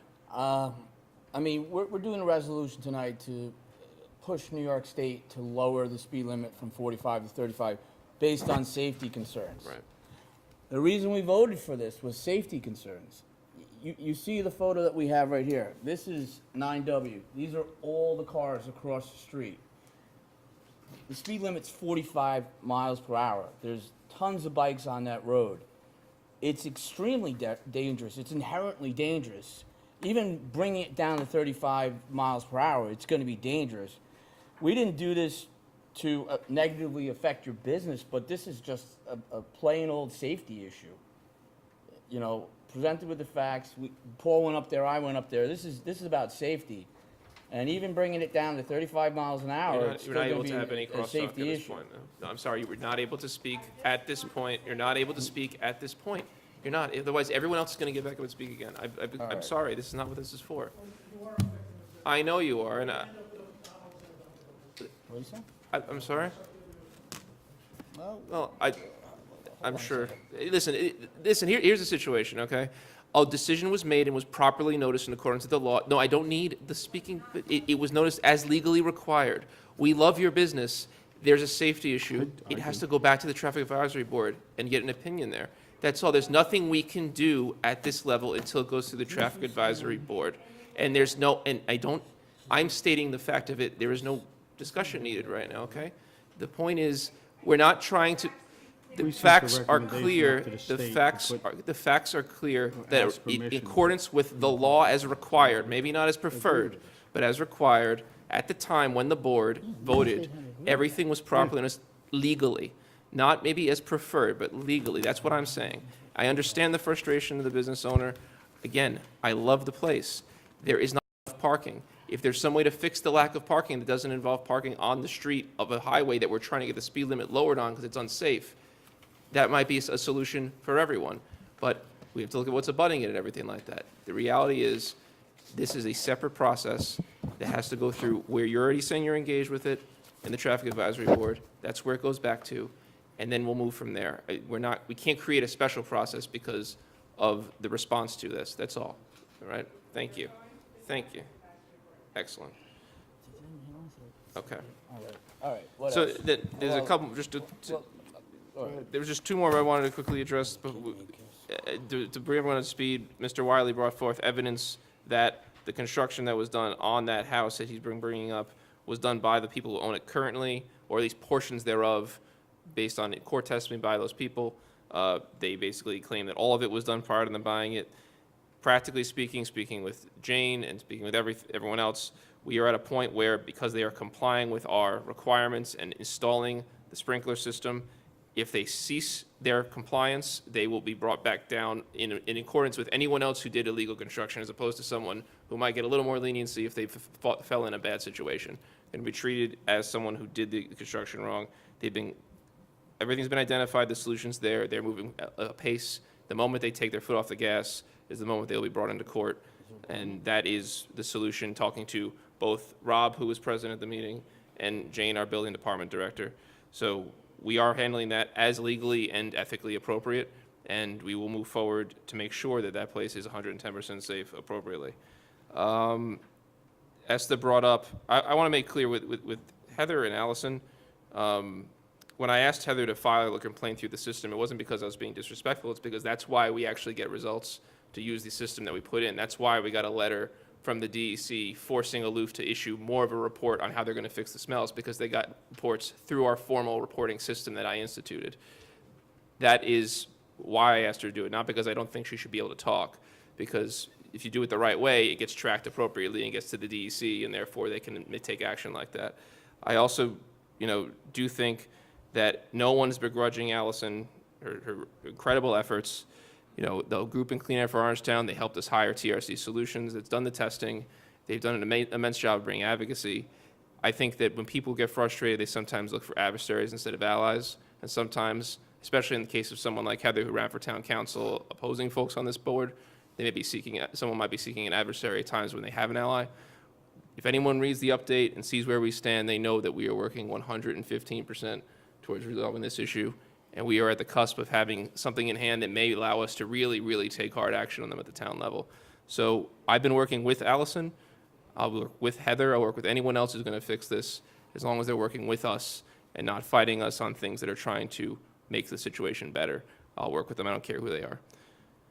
And Kathleen brought up property maintenance. That's an issue we'll be voting on here. There was to explain for everyone, because it wasn't on the agenda as published publicly because of the timing. Her neighbor has created an unsafe situation, in the opinion of many folks of the town and of our legal department. And we were waiting for a court date that occurred today to pass and see whether he had rectified it. He has not, and now we're prepared to vote on a resolution that will authorize us in the supervisor's office and the building department to hire someone to fix it if he does not comply with, basically give us the power to do it. We did something similar with the hoarding situation over in Pearl River. This is a less expensive thing to do because it's just some trees, but it's a safety issue, and we wanted to make sure that we gave him through the court date that was today before we did it, so we'll get to that. And anyone else have anything they want to address from public comment on the board? Yeah, just quickly. Andrew, you did show me a paper about an unlicensed contractor. On that paper, it was an unlicensed alarm company, not a builder. And I did call the Rockland County Licensing Board, and they told me the situation was rectified. I don't know what that means. They told me it was rectified. I said, everything is now rectified. There's no more problems with this guy. I'm like, okay. So it wasn't for a builder, it was for an alarm company, just to be clear. Anyone else have anything they want to ask or add related to the public comment section? Okay. So now we're on, that was Hickory Hill. So now we're on 9 on your agendas, which is to accept the petition request for zone change from, regarding Galway Bay. It's accepting the petition, and then the next, so this, we already set the hearing date on this, right? Right, it's just preliminary resolution to declare intent to be lead agency. Lead agency, right, sorry. All right, is there a motion on number 9 to circulate the lead agency and everything like that for Galway Bay's application? Councilman Troy, second from Councilman Batari, all in favor? Aye. Okay. Yep. Just to point out, we have all these applications for zone changes. The town board has a public hearing. At the public hearing, we decide whether the zone change should be granted or not be granted. But as tonight shows, we're gonna listen to both sides. We're gonna make a decision based on what we hear, the facts, whatever's presented that night. So people might be like, well, it seems like there's an application coming every week. again, people have a right to petition the board for zone changes. We have to, accept those applications if they're deemed by the attorney's office and the supervisor's office as complete, but again, we don't have to, it doesn't necessarily mean it's gonna be voted yes. We can vote no as we voted no tonight. I just want the public to know that because it seems like we've got so many of those at hand right now. That's a good point, and there is a backlog also. There was a lot that were sitting on, waiting attention for many months, and it's only fair to move them forward and give them a public hearing. Then we make the decision after that. All right, moving on to 10. This is the memorializing resolution requesting that speed limit and reduction and pledging enforcement of it. Is there a motion? Councilman Valentine, second. Councilman Troy, all in favor? Okay, great. 11, appointing Bruce Bond as our alternate member of the planning board for a one-year term. Is there a motion? Councilman Batari, second from Councilman Valentine, all in favor? Authorizing intermunicipal agreement regarding the reimbursement for costs of police training and radiation. We're getting back $6,400. Is there a motion? Councilman Divney, a second. Councilman Batari, all in favor? All right, this is regarding the telematics, the vehicle telematics, to authorize us to enter an agreement and get these installed on our vehicles here. Do I have a motion on this one? Councilman Troy, second from Councilman Divney, all in favor? Great. Yeah, we had a question. Did we end up being good to go with him as the hearing officer? Okay. All right. Is there a motion for appointing a hearing officer for disciplinary charges? Councilman Batari, second from Councilman Troy, all in favor? Deem these certificates of sewer registration. Is there a motion? Valentine, second from Batari, all in favor? Summer hours, we had to change this. We talked about making it permanent, but we have to keep it to the year because of the contract. So I know we think it was a good idea, but we'll do at least for this year, then talk about amending the contract. Is there a motion? Councilman Valentine, second. Councilman Troy, all in favor? Great. Assistance for the Memorial Day Parade. Motion. Divney, second. Valentine, all in favor? Reclassify principal, senior clerk, stand up principal clerk in the highway department. Is there a motion? They went through the county on this one. This is, they did a desk, Jim, did they do a desk audit on this one? And it was, yes, okay. Desk audit, so it's a retitle and appointing the person who is doing it to that position. Is there a motion? Troy, second. Batari, all in favor? All right. Grand Fondo assistance. Oh, I'm sorry, I skipped that one. Yep, and resolution 2, that would have kind of stung for her for a week there. Resolution to appoint Ellen Wilson as that position. A motion from Troy, second from Batari, all in favor. Grand Fondo assistance to lend. Motion. We do get reimbursed for all these expenses. That is important to note, yeah. This is not out of our good graces. Councilman Valentine, second. Councilman Batari, all in favor. Approve aid for Dennis P. McHugh Foundation rental of porta-johns. Is there a motion? Councilman Divney, second. Councilman Troy, all in favor. Resolution to reallocate position for DME sludge press operator, 12 to 14. Is there a motion? Sorry?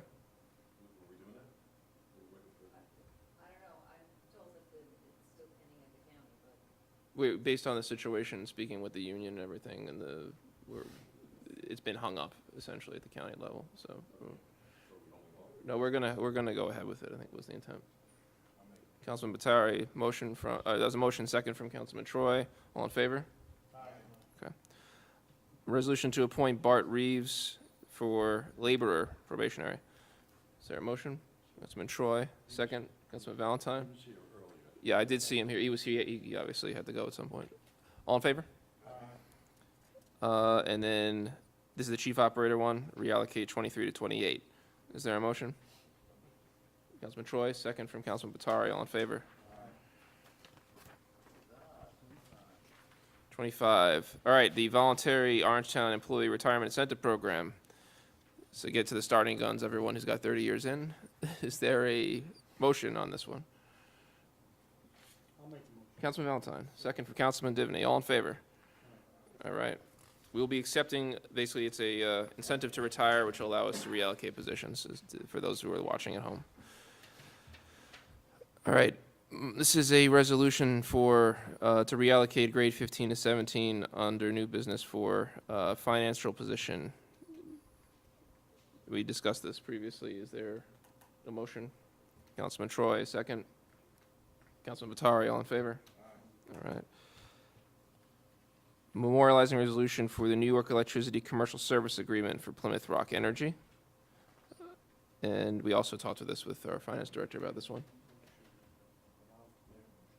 All right, Councilman Valentine moves, Councilman Divany seconds. Did you have a question? I'm sorry. Okay, all in favor? Okay. An approved New York State Capital Assistance Program amended and restated grant disbursement agreement regarding flood mitigation of Spark Hill Creek. We get to receive another $5,800 essentially. Motion? Batari, second. Troy, all in favor? All right. Knocked over my cup. And then we're going to have the vouchers and the audit. Before we get the audit, we're going to do the other one, though, that we have here. Since you're handing this out.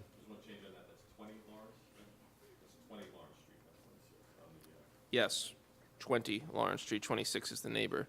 That would kind of stink. All right, so to make clear for the town clerk, it's 20 Lawrence Street on this resolution to deal with the unsafe conditions. Is there a motion on this one? I'll make that clear. Councilman Troy, second. Councilman Divany, all in favor? Aye. Great. Can I make one other point? I was at a house on Villa Drive last week. There was a major fire there on Villa, and this goes back to the whole property maintenance law. The fire was there, but the house has been abandoned for like 10 years. Yeah. Now with the fire, the door is open. You can walk in there. Kids could walk in there. I walked in there. Yeah, it's a thing where, and again, I don't know who's initiating. I know what's going to happen. Some of the neighbors are putting together some information to give it to the code enforcement officer. But again, it's incumbent upon the town to put the lien on the property. It can't just lay there abandoned and looking like crap for 10 years. And again, a bank owns it. The bank owns it. The bank is paying the taxes on it, but that doesn't give them the right to ruin a neighborhood.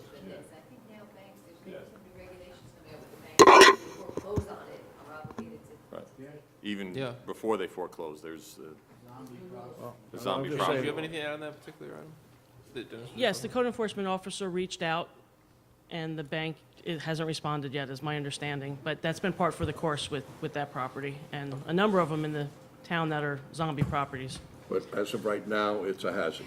Correct, it is a hazard. So we'll have to start moving forward with the process. If it's a hazard, I believe, I know we've done it in the just call somebody to put it and bill it to the, We can, yeah, I mean, we can do that, and I can get a price to board it up. If they're not responsive, I mean, Again, it's been, I think, about a week only or been a so, week but so. yes. So obviously, it's, they need whatever the legal requirement is for non-responsive.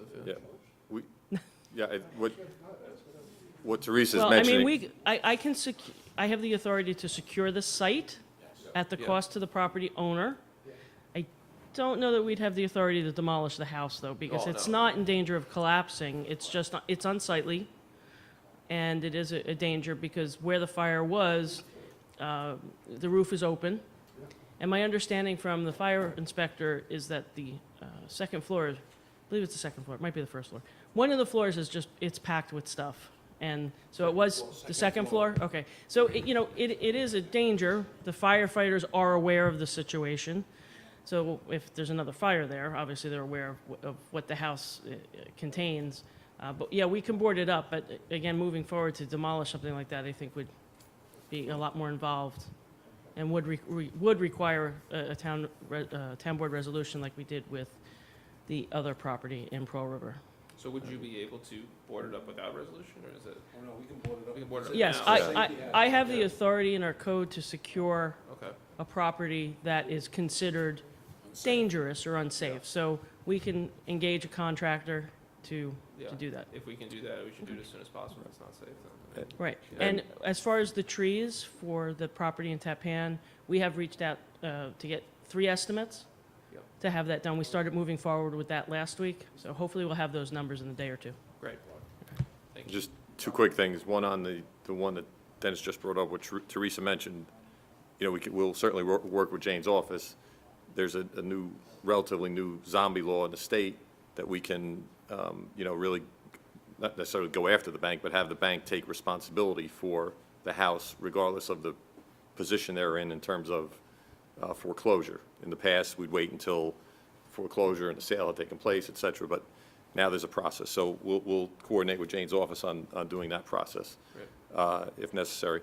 And the other, with respect to the tree issue, I know he was in court today. Yes. And the matter was set down for a trial. And again, we're taking into account, as he was advised in court, that if it was rectified before the trial date, that would be taken into account in terms of a fine we would be seeking, because we want him to take care of it. We don't want the town to have to do it. But with this, the town will now, if necessary, do it.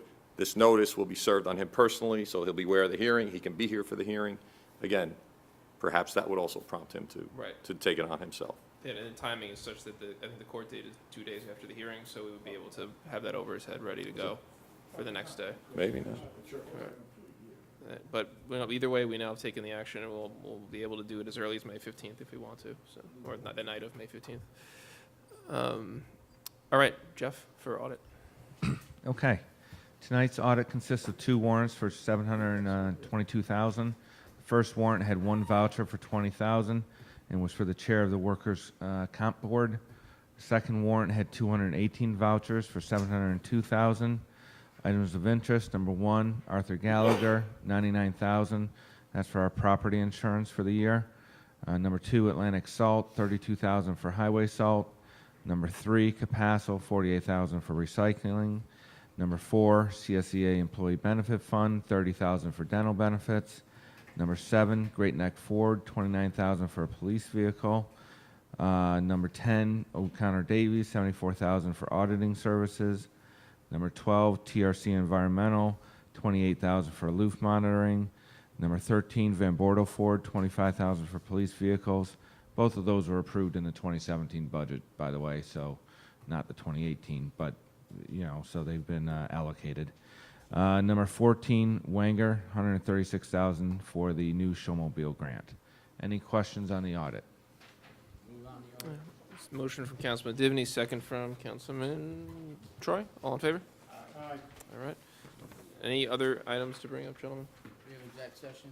I think, Rob, we need an exec. Do you have any items that you had to discuss with us? No? All right, great. I have another adjournment for you. You have an additional adjournment? Okay. Yeah, Shirley McGowan, who was the president of the Thorpe, president of the Spark Hill Senior Center. Okay. Also a longtime resident of Thorpe, and who was very, very active in the senior group. She was a terrific lady. That was Lovett's sister. Yes, as a matter of fact, yes, the former supervisor's Sister. sister, Jack Lovett's Jack Lovett's sister, Wow. yeah. I forgot about And, that. all right, so, and also we have Bessie Bullock, the secretary from St. Charles AME Zion Church. So I offer a motion to adjourn in memory of those 2 women. Is there a second? Councilman Batari, all in favor?